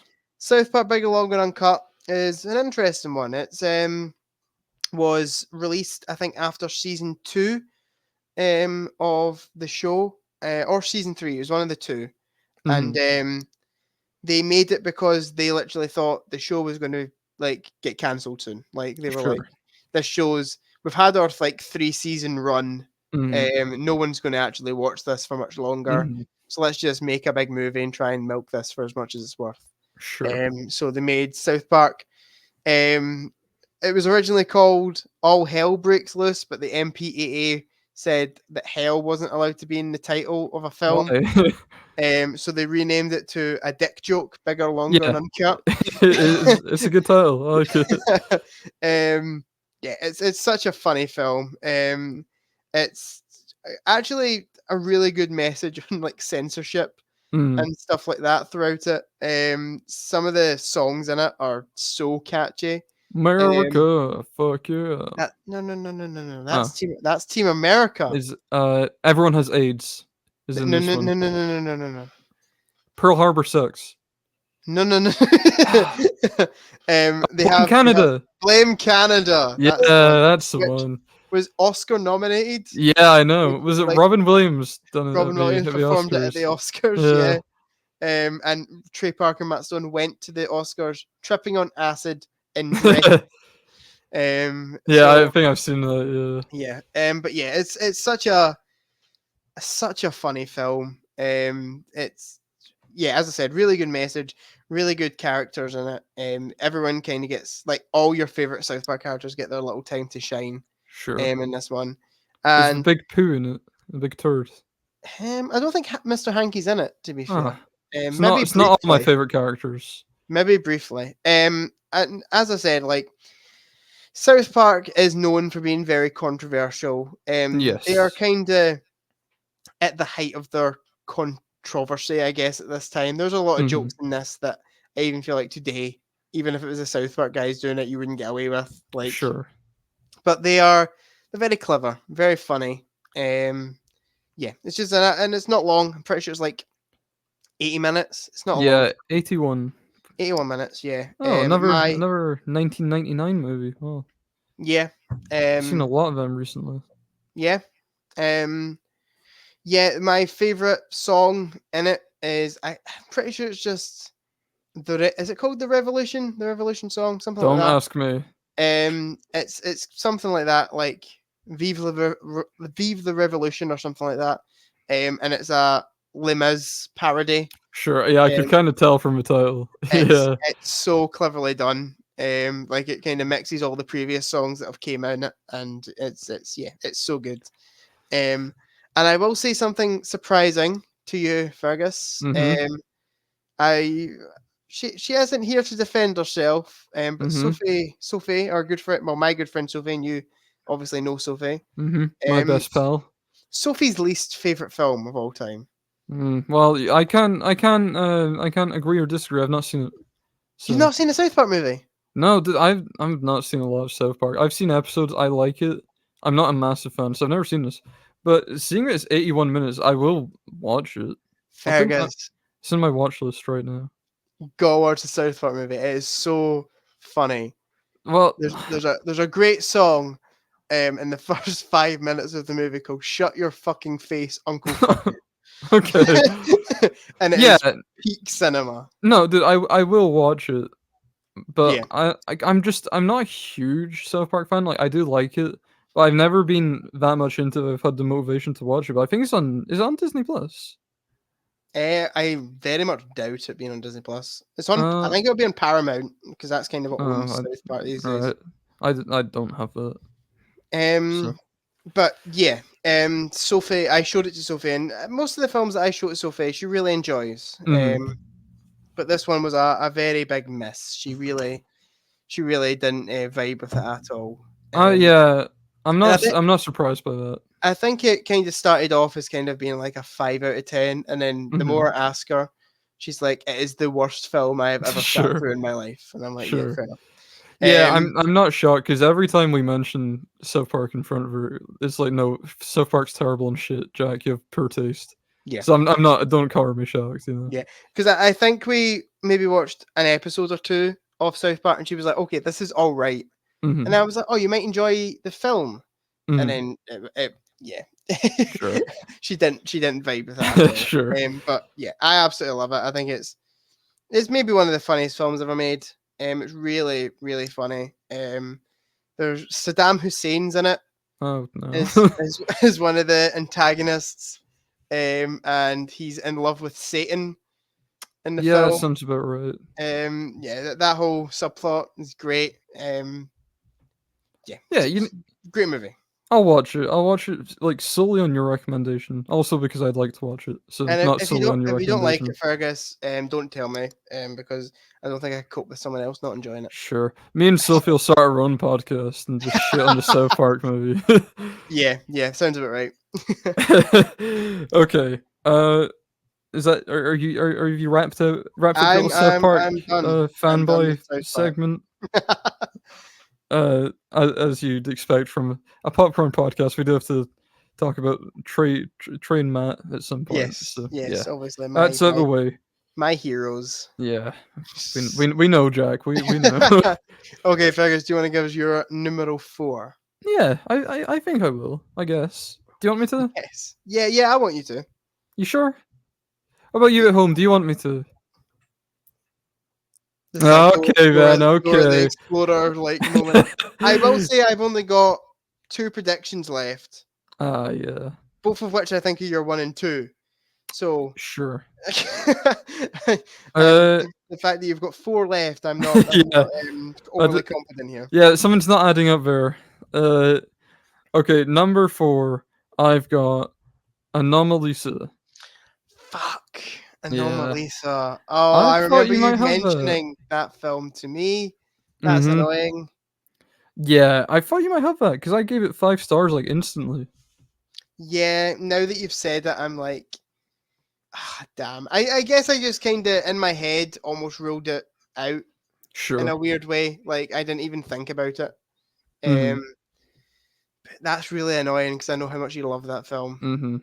Do you want to tell us a little bit about Anomalisa? Yeah, so as I've been echoing throughout this whole podcast, obviously animation is for children only and only for dumb babies. So any parents out there, make sure you show your child Anomalisa. Yes, Obviously made for small children.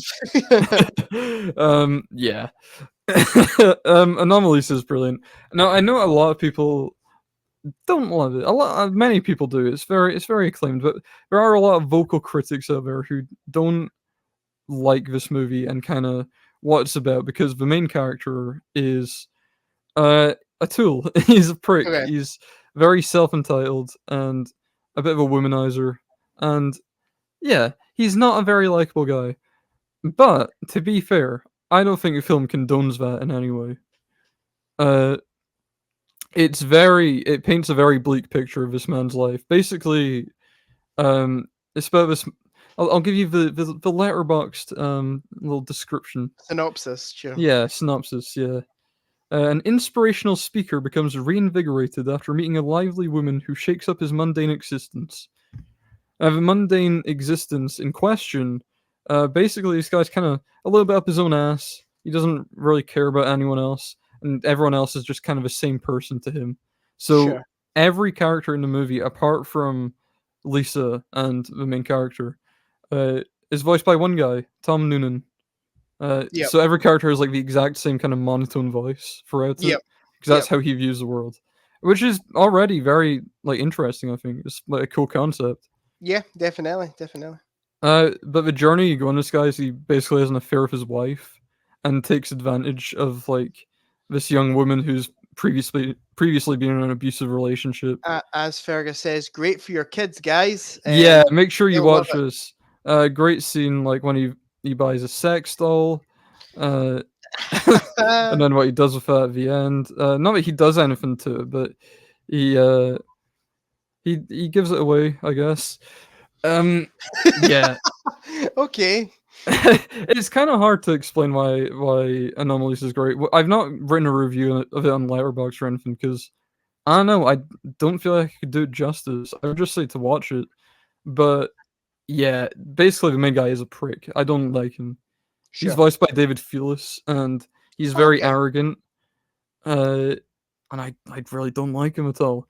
Yep. But it's interesting. It's a really bleak picture, in terms of showing how his selfish actions can affect other people. Is it a long film? It's an hour and a half exactly, 90 minutes. Okay.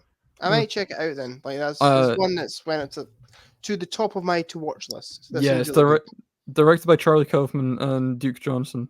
Sure. Charlie And Kaufman is excellent. Love yeah, that man. love him.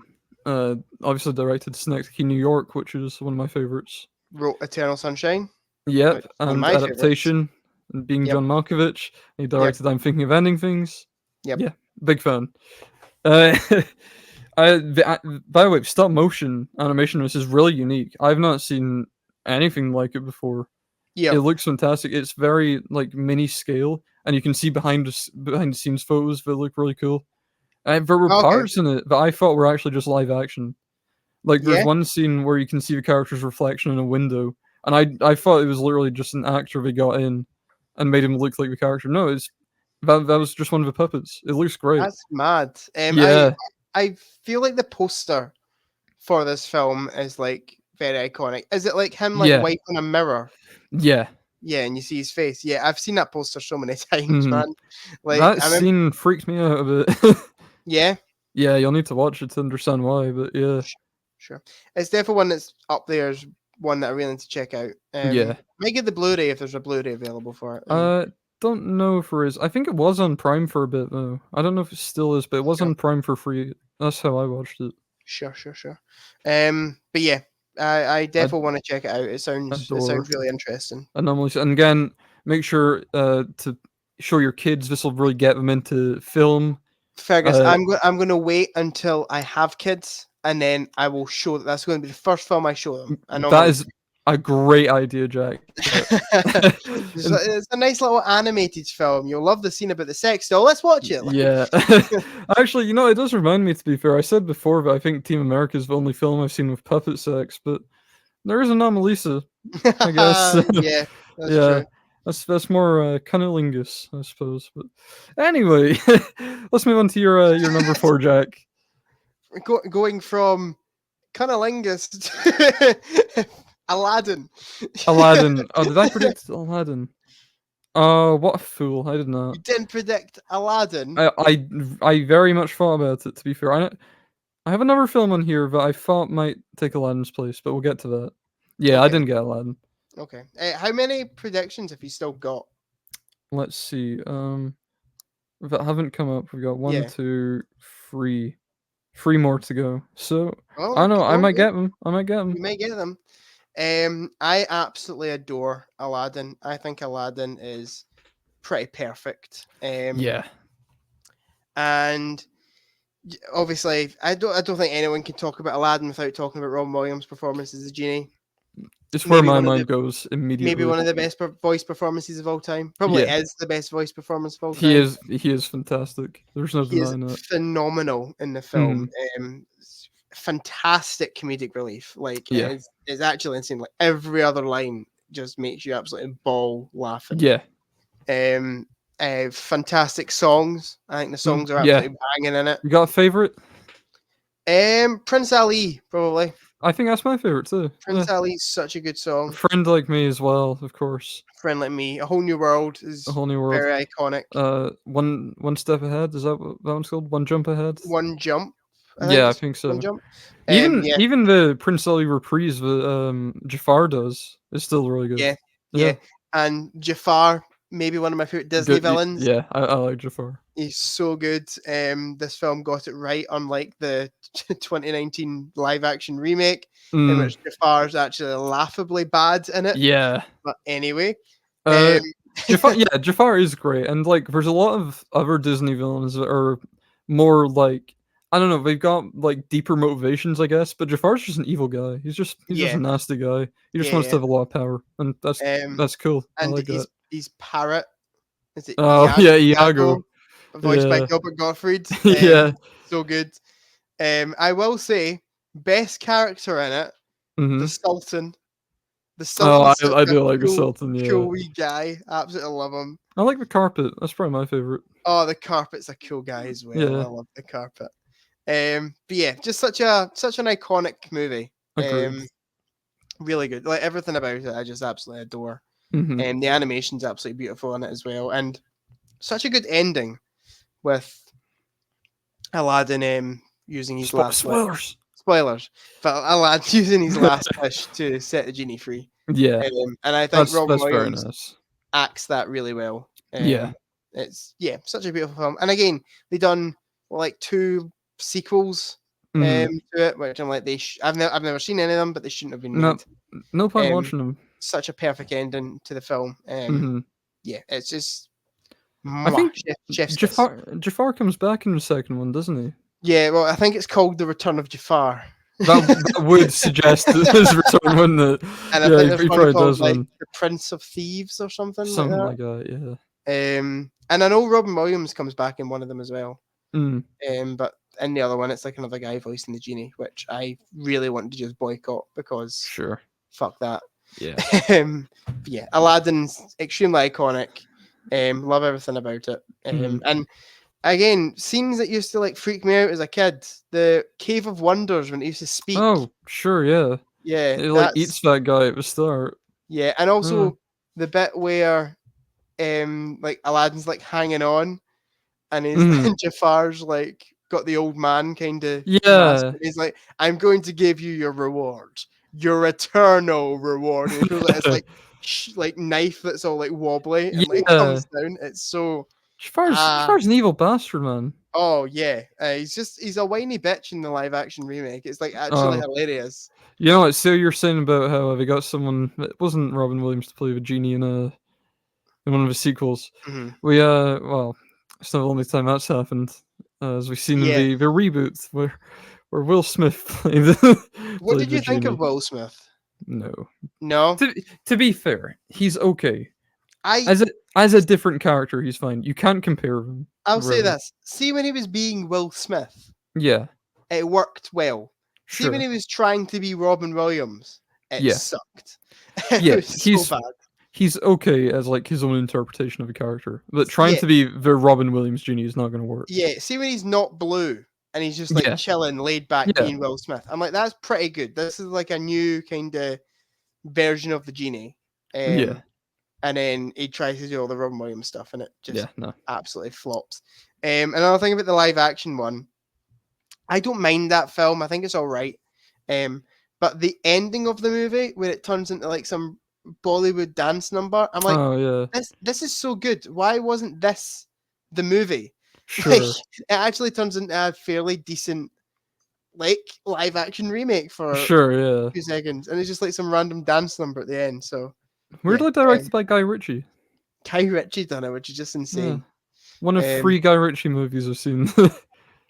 Aye. I will say the whole "Friend Like Me" sequence in the remake's actually pretty good. It's pretty well Yeah, done. it's alright. Yeah. But yeah, animated ones where it's at, like you with Mhm. Beauty and the Beast, I guess. Sure. Live action one. Not the live action one, animated one.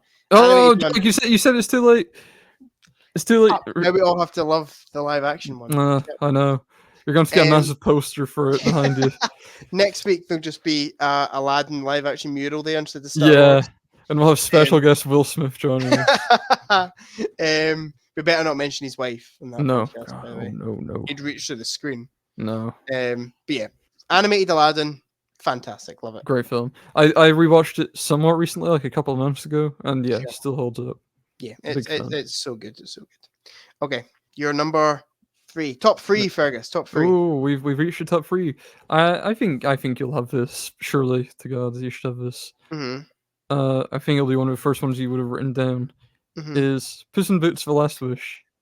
I do have Puss in Boots: The Last Wish. Good. What's your number 2? Because that's we'll, me out. That's me we'll out s- of. we'll see. Things. We'll get to it. Okay. Puss in Boots is wonderful. I've spoken about this movie in here before. I think Yep. when you made me choose between that and Poor Things. Oh, I guess Puss in Boots doesn't exist anymore, does it? Oh no, we can't talk about Oh, it. did you choose Poor Things? I think yeah, but it was very close. Yeah. If I was gonna watch one of them right now, it would be Puss in Boots. To be fair, so it can just change. You know. Well, I mean, you have the World Wide Whiz Machine 3000 2.0. Oh, I might find a way to undo it. You hack the Oh, system. I'll have to tinker around with it for a bit. Yeah. No, Puss in Boots is so good, and no one could have predicted it would have been this good. Yeah, It's one of those. You know how stuff releases in America like months before it does here, and it's really shit. yeah. I'm kind of glad it happened because if there hadn't been so much word of mouth generated by the time it came out here, I don't even know if I would have watched it No, because the first Puss in Boots is not very good. I liked it as a kid, but on reflection, it's not very good. sure. It's got Humpty Dumpty, and I think that's all I need to say about that. So I don't think anyone really predicted that a Puss in Boots sequel would have been very good, especially not just the first Puss in Boots, but the last few entries in the Shrek uh, series have not been as good as Shrek 2, obviously. Yeah, Uh, this kind of just came out of nowhere and kind of took the world by storm for a bit, and I really adore it. Um, First of all, Puss in Boots, and I know you've not seen this movie, by the way, yep. which is devastating, of course. I know. You gave me the Blu-ray, Fergus. And Yeah, I did, and I gave you Children of Man. Yeah, I've not watched that either. Mm. Anyway, to be fair, you've given me stuff I've not watched yet. I will watch Gladiator soon. Oh, you gotta watch Gladiator, dude. So Yeah, good. I will, because the new one's coming out and it's got Paul Mescal, so I'll watch it Yeah. for Did you that. see the trailer? I've kind of tried to avoid it just because Oh, I've not good. seen the first one yet. I was gonna say good. Like Yeah. avoid it. Yeah. Puss in Boots though, fantastic film. I mentioned it earlier with Spider-Verse, so it kind of took a little inspiration from it, I feel, with this animation, but it definitely has its own kind of style. It looks like if you took a fairy tale picture book and turned the illustrations into film, it would just be Puss in Boots: Last Wish. Sure. Yeah. It looks phenomenal. I'm gonna start with my favorite characters, which are the villains in this movie are all great. You've got Goldilocks and the Free Bears, who are the Mhm. more kind of sympathetic villains in the film. Okay. It Sure. kind of the way I see it is it has three different types of villains in it, right? You got the sympathetic villains with Goldilocks and Free Bears, who as their motivations, become more clear. You feel for them more, and you Yep. kind of want them to redeem themselves. You've got just like the kind of force of evil character, which is the big bad wolf, Okay. who is basically a personification of death. I'm sure you've seen him before. I Um, Don't think so. the big wolf, the big guy, No. this No. this fella. Oh, okay. Sure. Yeah, Yes. yeah. He's wonderful. I forget who voiced him. Wagner Moura. He is brilliant. He's really scary. The first scene that he shows up in is genuinely like really intimidating Yeah. in a way that you wouldn't expect. Yeah, like you actually fear for Puss in Boots somewhat, which you really would not expect. But yeah, and the third type of villain that we get here is a comic relief villain, and he basically is just pure evil with no Mhm. redemptive features whatsoever. This Yeah. big Jack Horner. Oh, sure. Yeah. He's one of my favorite villains of all time now, Yep. voiced by John Mulaney, and there's nothing nice about him. He's just like he sacrifices his own henchmen left, right, and center, and he doesn't care at all. He'll Brilliant. do anything just to further his own goals. It's brilliant. I love him, and John Mulaney's so funny. Yeah. But also Puss in Boots himself as an antagonist has a really compelling arc in the film, Yeah. which is great because he didn't in the first one. Yeah. as- I've heard really poor things about the first one. As you Perfect. said. Poor things. Is that- Uh, yeah, I've heard really bad things about the first one. Yeah. But I remember like my gran and my cousins went to see the second one, and my Mhm. grandma, I'm sure my grandma was like, "Oh, I'm not looking forward to it," and then Mhm. came out of it and was like, "That was really good, yeah. like surprisingly brilliant." Because she's a big fan of Shrek 1 and 2, hmm and then as we know, the franchise went downhill. hmm So she was not excited, and then was like, "Puss in Boots: Last Wish is actually really good." yeah. I gotta Sure. watch it. Yeah, I took my grand to see it and she really loved it. And I took my mum to see it and she really loved it. And I went with my friends and we all really loved it. My dad was not keen to watch it, but I got the Blu-ray and made him watch it and he did enjoy it. So Good. yeah. Yeah, I mean everything's really been said about this movie because it's been such a kind of cultural juggernaut, I guess, Yeah. recently. Everyone's seen it, everyone loves it. Our good friend Mark has it at 5 stars like myself. Yeah. He's a big Puss in Boots fan. It's I brilliant. I feel like there's a lot of pressure now. What if I don't like it? I will be disappointed, Jack, but I think you'll like it. Okay. It's funny. It's silly. It looks great. It's got great action as well. Some of the fight scenes, well, particularly the first fight scene, was inspired by Attack on Titan, which, Ah, as we know, nice, I'm a big fan of. So yeah, nice. it's very nice to see that. Yeah, love Puss in Boots, and it's kind of got me more excited to see where Shrek 5 goes. Sure. Yeah. Hopefully they'll I have a I competent team. I do know there's a bit of a tie-in at the end. I'm pretty Yeah, sure, like yeah, they go to far away or something like yeah, that. I did hear about that, but yeah, I'm excited to watch it at some point. I do think I will do a little rewatch of the Shrek films, and sure. once I do that, I'll do both Puss in Boots films. Yeah. But yeah, I've heard. So, did it get nominated for best animated? Yeah, it lost to Guillermo del Toro's Pinocchio, Okay. which I'm not upset about because I would really like that film. I was rooting for Puss in Boots, but to be fair, Guillermo del Toro's Pinocchio, God, it's hard to say his name. It was very good. It's on my list. In fact, it's up near the back of the list, but it is on Sure. there. Sure. Yeah, the amount of work that went into that film was mental. Yeah. Yeah. I've still not seen that one either, but I do know it's got has it got a Criterion out? Yeah, it does. Weirdly. Yeah. I might buy it and watch it because Mm. I've heard it's a lot of people's favorite adaptation of Pinocchio. Definitely my favorite. To be fair, not a lot of competition. Yeah, that is true. You've got the original one, which is good, and then you've got like 2 live actiony ones that are Yeah. shit. And there's the Pauly Shore one that was like, "Father, when can I leave to be on my own?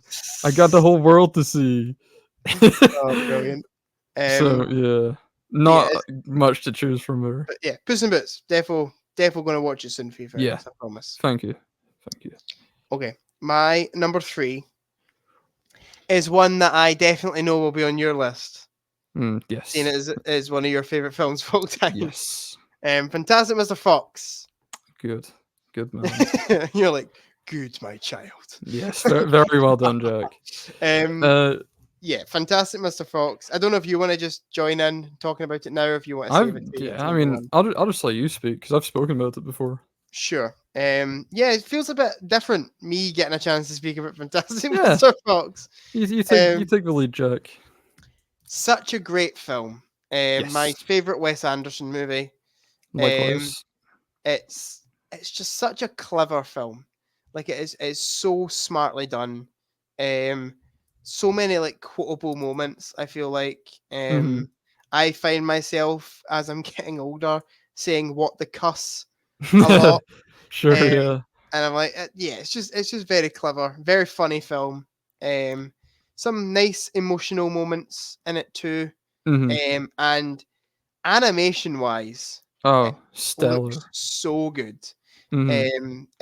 I think it's actually a bit insane that Wes Anderson managed to capture his filmmaking style in animation. Yeah. Like it's actually because it feels so much like a Wes Anderson movie. Mhm. There are a couple of animated moments that don't really look like when they light up and it's like a lamp that they've got when they've. I like that. It's a funny little like video. I think. I mean, it doesn't look great, but Sure. yeah, the animation on a whole looks amazing. I love how it looks when they're like digging. That's Yeah. always pretty funny. Yeah. Yeah. And like the dancing as well. Like Yeah. when we're in the barns and they're dancing, I like that. It looks Yeah. so Yeah, I don't really have much to say about it that I haven't already said in previous podcast episodes, but I did think it was probably like a 4 out of 5 at one point. Mhm. I rewatched it and I was like, yeah, this is a perfect film. Yeah. It's so good. Glad to hear it. I trying to convince my dad to watch it recently, Mhm. and I never really got an answer, but we'll see how that goes. You know what how I would describe this film to you? Yep. I'd just say, "'Twas a splendid little fella, full of wit and grace and charm. Say zippy zee, zippy za, yappy yo, goggle gum." That's plenty, Fergus. Okay. Oh yeah, I I did- guess actually on the topic of that, I just want to clear up something from last week when I accused you of gaslighting, and you showed me a thing after we finished recording. You showed Oh, me the what Glob Go Gab Galab. like Love Go Gab Galab. Yeah. So I guess that is real. I accused Jack of lying to my face and trying to gaslight me into thinking the Glob Go Gab Galab was a real thing. I am the And Glob Go Gab Gab. I'll have to issue an apology to you, Jack. I'm Thank sorry I doubted you. Thank you. I want it in writing. Okay, that's fine. Yeah. Thank To be fair, you can see why I thought you were lying to me though. When Oh name yeah, like Glob Go Gab Galab. yeah, definitely. But yeah, but yeah, I don't have much to say about Fantastic Mr. Fox No. except defo go watch it. Yeah. And another really beautiful scene in it is the scene where he sees, is it the wolf? Yeah. While he's on the bike and he puts his arm up in the air. Like Yeah. that's such a good scene. It's Love it. beautifully done. Yeah. Um, That's a little Wes Anderson edition. That's not in the book. Not quite accurate there, Wes, but I'll let you off with it, I guess. but yeah, I'm hoping to show Dad it soon because I do think Yeah. Dad would really dig it. Sure. But yeah, okay. Your runner-up, which I'm really confused on what it's going to be, because the only Uh, prediction I have left is Fantastic Mr. Fox, and I know that's your number one. Yeah. I'm surprised you've not predicted it. It's the Lego Movie. Is it? Yeah, it's the Lego Movie. I adore the Lego Movie. I honestly didn't think it was going to be in your top 10. I honestly thought you preferred the Lego Batman movie to the Lego movie. No. No? There was a time in my life where I slightly preferred Lego Batman, but no, Lego movies clawed it back. I love the Lego. I've got it 5 stars. Sure. Yeah. Where to start with this? We briefly touched on it earlier, where you mentioned in your honorable mentions, about how it could have been a cash grab. And yeah, they definitely do a lot to make sure it isn't. Yeah. It's very much an anti-Playmobil movie, which Yeah, for sure. came out afterwards and tried to kind of capitalize on the Lego movie's success, but fucked it up, I would say, pretty majorly. Yeah. That was a terrible movie. But we're not going to talk about that. Fuck that. No more attention given to the Playmobil movie. Daniel Radcliffe's in that. That's true. He is. Yeah. I guess that's like a counter argument to what I was saying earlier. How he gets to like choose his roles now. Maybe he doesn't. The characters in the Lego Movie are phenomenal. Very creative characters. Yes. Emmett himself, just being the most normal guy in the world, is very funny. I love him. Just a happy little guy. He's so content with life. Yeah, I love him. He's a great protagonist. Yep. Wild Style is pretty funny, and wasn't Vitruvius, not Vesuvius. That's a Yes. volcano. Vitruvius is also great. The other characters I like even more. Well, maybe not Unikey. Unikey is probably my least favorite, Sure. but I still like Unikey. Lego Batman makes his debut in this. Great character, best character of all time is Lego Batman, voiced by Will Arnett. Yes, Naturally, voiced by Will Arnett, who's great. He's very funny. Also, Metalbeard is really underrated. I love Metalbeard. Metal. I don't know if I remember Metalbeard. He's a big pirate fella. Oh, Yarr. sure. Yeah. Voiced by what's his name? Nick Offerman. Oh, okay. Yeah, I love Metalbeard. He's a big pirate mech. That's cool. That's cool as fuck. You know. Yeah. What other movies have that? Name one. I can't, Fergus. Surprisingly Exactly. There's also Benny, Spaceman, who's pretty Oh funny. yeah. Sure. Voiced by Charlie Day, and Lord Business.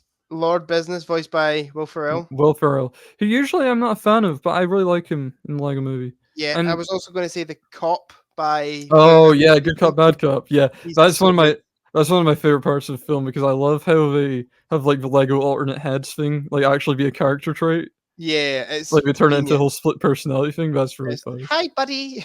Yeah, that's Um, brilliant. Yeah, and I would honestly say the scene where it turns into live action, and it Yeah, does that whole scene with Will Ferrell and his son, yeah, that's is so beautiful. It's so Mhm. beautifully done.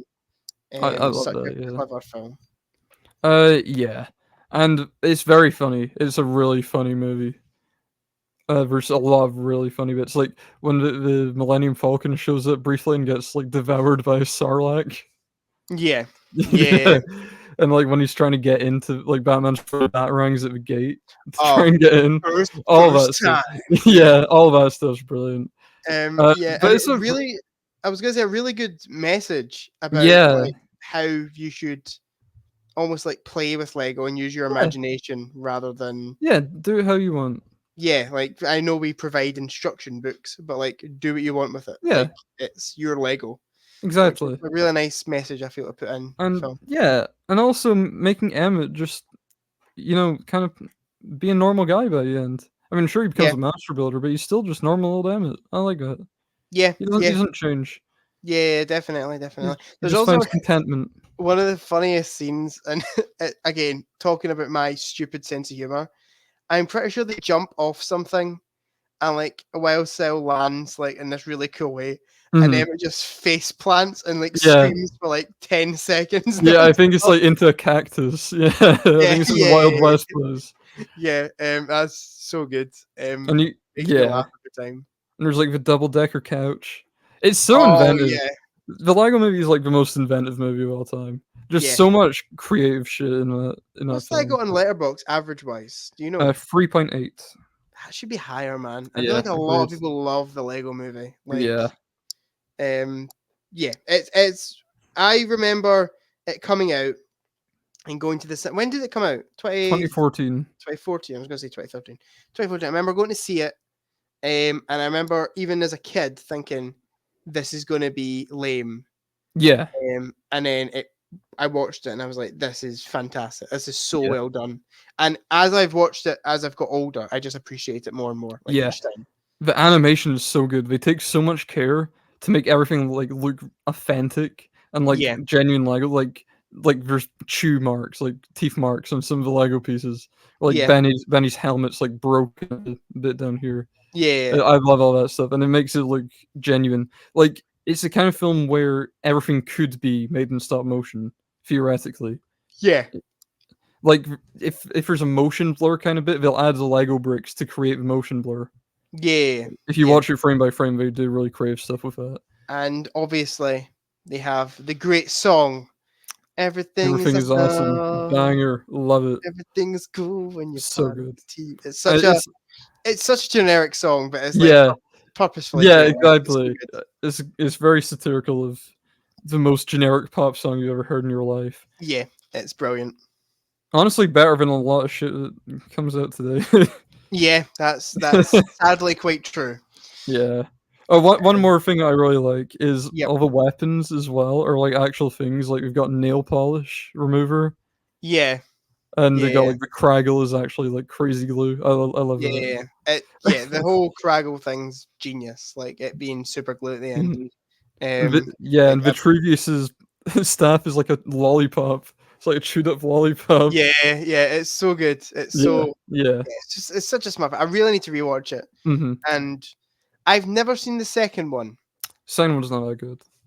So I gotta watch the second one. I have seen Batman and I've seen Ninjago. No, Ninjago's not it. Um, yeah, but I haven't seen Batman in years and I haven't seen Ninjago in years. Mhm. But yeah, I'll watch all four at some point soon. I believe Lego Um, Batman is in our friend Noah's top 4. is it Yeah, it is, yeah, along with Flushed Away, Lady Bird, and La La Land. putting Flushed Away next to La La Land and Lady Bird is insane. But Yeah, yeah, go. I remember, like, he came into uni one time, and you're like, "Noah, why is the menu in your top 4?" And he's like, "I don't know." And you're like, "Did you like it?" And he's like, "Yeah, it was okay." And then he just removed it and put Flushed Away in. I remember No, he came no, you into put uni La La once Land like now.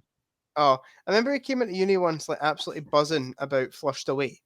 And he just Yeah, like hadn't even watched it in years, but he just sat and yeah, wrote a review for it like in class. yeah. He's a big Flushed Away dick rider. Fair Yeah, enough. yeah, Yeah, that's fair enough. not a bad Okay, film. would you like my runner-up, Fergus? Yeah, go for it. My favorite Disney film of all time, Mhm. Mulan. Yes, Mulan. I absolutely adore Mulan. I Can I think just is there another Pixar film in number 1? maybe. Okay, cool. um, yeah, I absolutely adore Mulan. I think Mulan is it's so good. It's such a timeless story. The message that it kind of conveys, I think, I think it'll be important like hundreds of years from now. Sure. It's so well done. And I can't talk about Mulan without talking about my absolute hatred and distaste for the Mulan live action, Yeah, fuck that. which I think it's such a beautifully it looks amazing, like shot Mhm. beautifully. The Sure. story and script is atrocious. Yeah, It's so bad.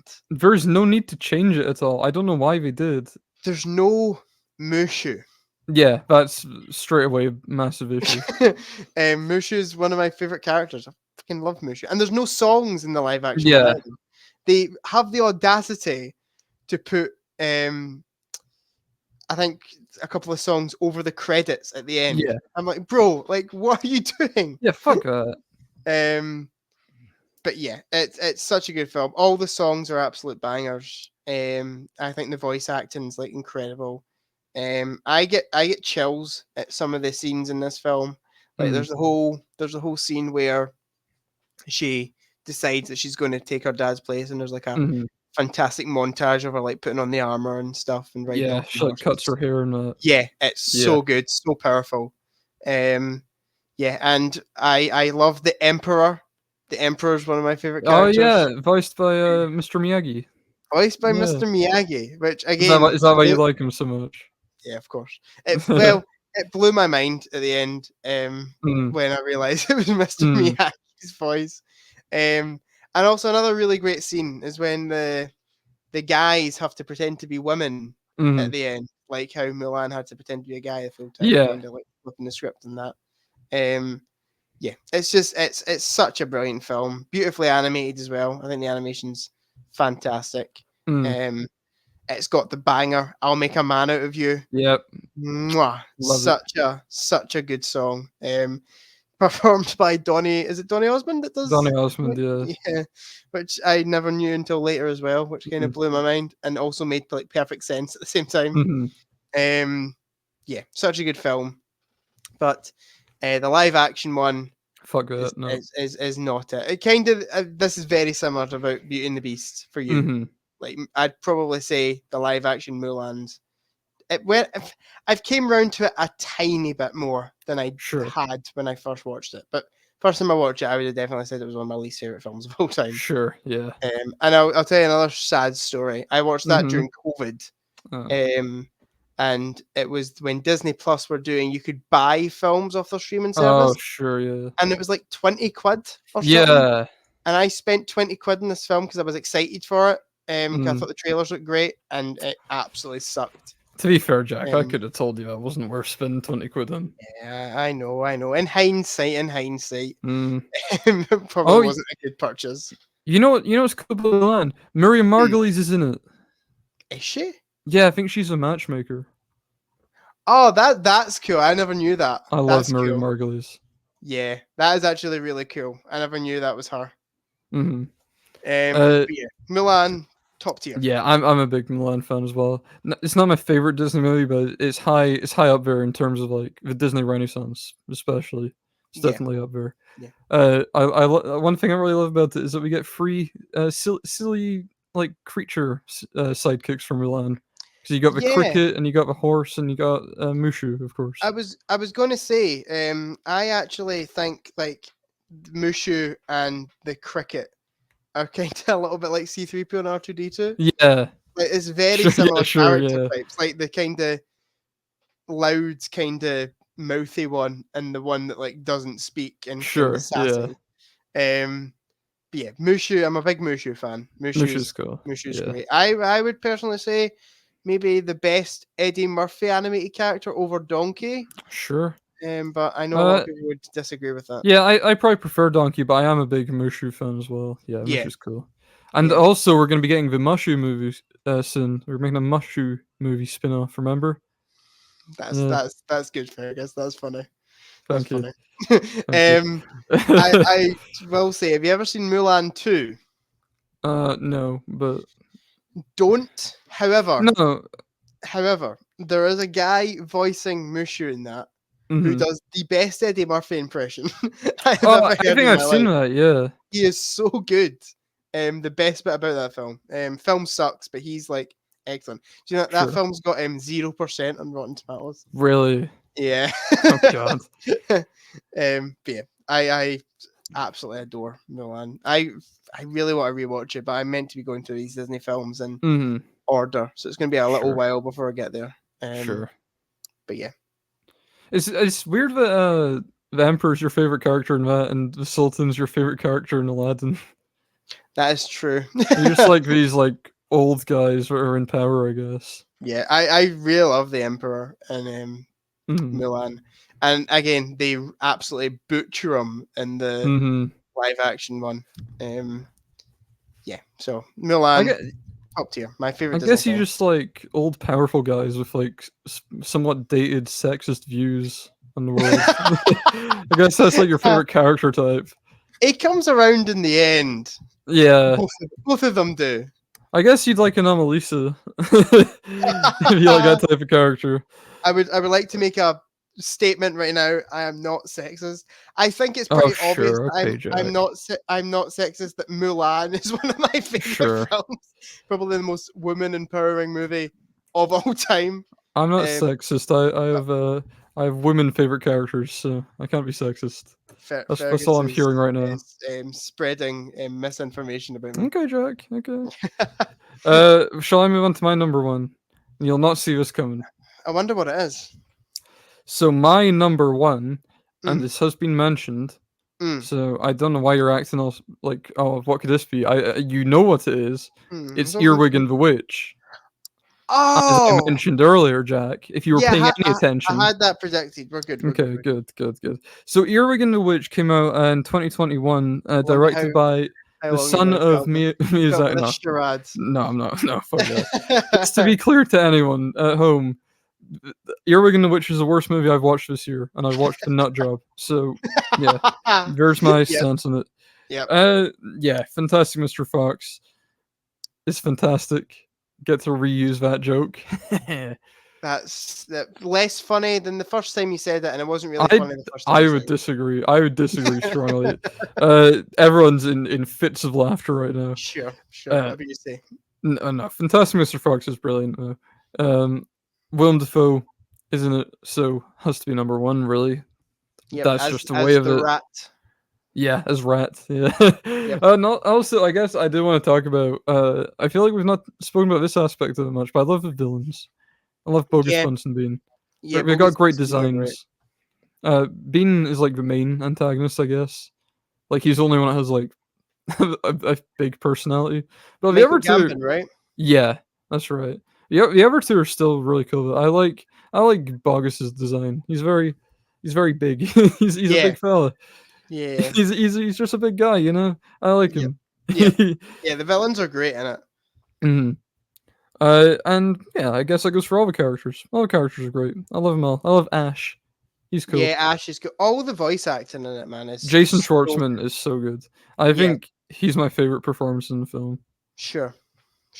Yeah. I don't know who mine would be. Do you know who's really good in it? Bill Murray's really good in it as Bill Murray's Ash. funny, yeah. Yeah, He's not in it that much, but he steals the show when he's in it. yeah, for sure. The fight scene in his office is really funny. Yeah. I Where they love don't that even scene. they don't even touch each other. They just like Yeah. yeah, And they it's just kind of stop after a while. sit down. Yeah, it's so Yeah. good. I love that. Who voices? Oh, what's Mr. Foxy's wee pal called? What's his name? His wee pal. Yeah. Oh fuck, Kylie. Yeah, who voices Kylie? Wallace Wolodarsky. He does a good job too. Yeah, I He's think really he seems to be a Wes Anderson regular. Sure. He's in a few of his films. He's also a writer and director. So yeah. Oh, nice. Yeah, he's brilliant as well. Kylie's really funny. We've never spoken about Kylie, I don't think. Yeah, I know. At any point. He zones out quite a bit. Yeah, that's he's what really I'm thinking. funny. I love his eyes. I like when Fantastic Mr. Fox does it at the end or near the end. Yeah. Yeah. It's so good. The chase scene with like the rabid dog as well. It's That is chasing one Mr. Fox thing. around. And it's really good about Fantastic Mr. Fox. I feel like everything that's set up comes back into play somehow. Yeah. Every like loose end is tied up like so beautifully. Like it's so Mhm. well done. Even like the last scene where it draws back and it's like they're in a Bogus Bunsen Bean like supermarket. Yeah. It's so clever. Like that's just insanely clever. Yeah, it's such a well written film. One scene I really like with Kylie is when he has like his platinum card. I don't know. I find that exchange really funny. Like when they need to use it to break the lock or whatever. I Yeah, don't know. That seems funny. I don't know yeah, why. yeah. But yeah, It's fantastic. really funny. It's a really funny It movie. is a really funny film. I really got to show Dad it because I know Dad would Mhm. enjoy it. But I feel like it's one of those films that's going to take a bit of convincing to Sure. actually get him to watch. I feel like it'll be easier than Barbie, at least. Yeah, that's true. I'm having trouble with Barbie. Yeah. But Fantastic Mr. Fox, I'll suggest again soon because I Yeah. suggested that I can't remember. It was at work. I think it was last week. I was like, "You've seen Fantastic Mr. Fox?" And he was like, "No." And I was like, "Well, you should watch it." And he just kind of like stood there in silence.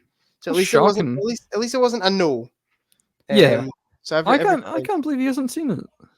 yeah, I mean, I watched it as a kid, like so Yeah. it must have been Mum that showed me it Yeah. because I definitely watched it as a kid. But yeah, it's a I great thought film. everyone would have seen it. Yeah, Mm. it's just Fergus. Just because it's one of your favorite films doesn't mean everyone's seen it. No, but like 2 million people on Letterboxd, for example. Yeah, do you know how many people are in the world? 3 million? A bit higher, 8 million. a little bit higher. 7. I'm going to billion. We're in the billions here, Fergus. I don't actually know the answer to this. You sound like Walter White when you said billion there. Like, is it 9 billion or something people in the world? Something like that? Yeah, it's approaching it certainly, Yeah, which is scary. it's a lot. It's a lot of people. It's a lot. Billions with a B. Of... Anyway, yeah, Fantastic Mr. Fox is the best movie of all time. All right, let's move on to your number one, which I know I've predicted. I know I've got My this. number one, my favorite Pixar film of all time, my favorite animated film of all time, is Finding Nemo. Finding Dory. Oh fuck! I'm so close. Let's not talk about Finding Dory, but Finding Nemo. Finding Nemo Well, is hold on. Have you got a problem with Finding Dory? a little bit. It's not that bad. It kind of sucks. I thought it was okay. I remember going to cinema to see Finding Dory and coming out immensely disappointed. It's not. And I mean, it's got nothing on the original. I also remember it being one of those films that you couldn't admit you didn't like. It was one of those like I came out and I was like, I didn't really like that, but everyone else was like, oh, that was really good, and I was like, yeah, it was really good. I mean, all I'm gonna say about Finding Dory, Jack, is you've got a higher rating of it on Letterboxd than I do. Do I? Yeah, you've got a 3. I've got a 2.5. So I'd say 3's about right. you Maybe you, lower. you like it more than I do. So what are we anyway. what are we complaining about? I don't know. Finding Nemo, that's what we're complaining about. Yeah, I hate this movie. That joke. Finding Nemo is fantastic. I absolutely adore it. It is basically taken but for kids. Yeah. It is this little fish called Nemo gets abducted. He's a wee guy. He's a wee guy, gets abducted by this horrible dentist man. And he's Australian, mate. Yeah, he's that's quite good. That was actually a really good Australian accent. Thank you.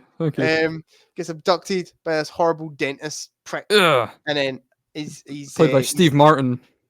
Or could have been anyway. No. That would have been excellent if it was. Yeah.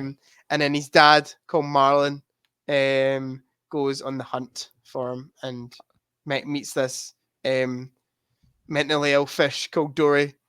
I don't know why you're explaining this to me as if I've never seen it before. I'm explaining it to the audience. Oh, sure. You're being like, oh yeah, his father called Marlon, like as if I have no idea who that is. Yeah, it's such a good film. It's really beautifully animated as well. I think the animation's great. One of the first films that we watched on 4K when we got our 4K stuff, and it just looked like perfect. Great story, great voice acting. Willem Dafoe. Yes, Willem Dafoe's in it as Gil. Yeah, all the stuff like in the tank with Nemo. Yeah, I always loved how they kind of like integrate him into their cult. It's so good. The like post credit scene as well, where we're in the bags after we escape. Yeah, is really funny. now what? Yeah, yeah. And Marlon and Dory's little adventures. I especially love the jellyfish scene. That's a good scene. jellyfish scene's really good. When Uh, Marlin goes back and saves Dory, yeah. it's really good. Big Crush fan. Oh myself. yeah, massive Love and Crush. Squirt's a Yeah, great wee Crush and guy. Squirt. Yeah, big fan. Yeah, that's a great scene too. Love your work, Um, Crush. Keep it up.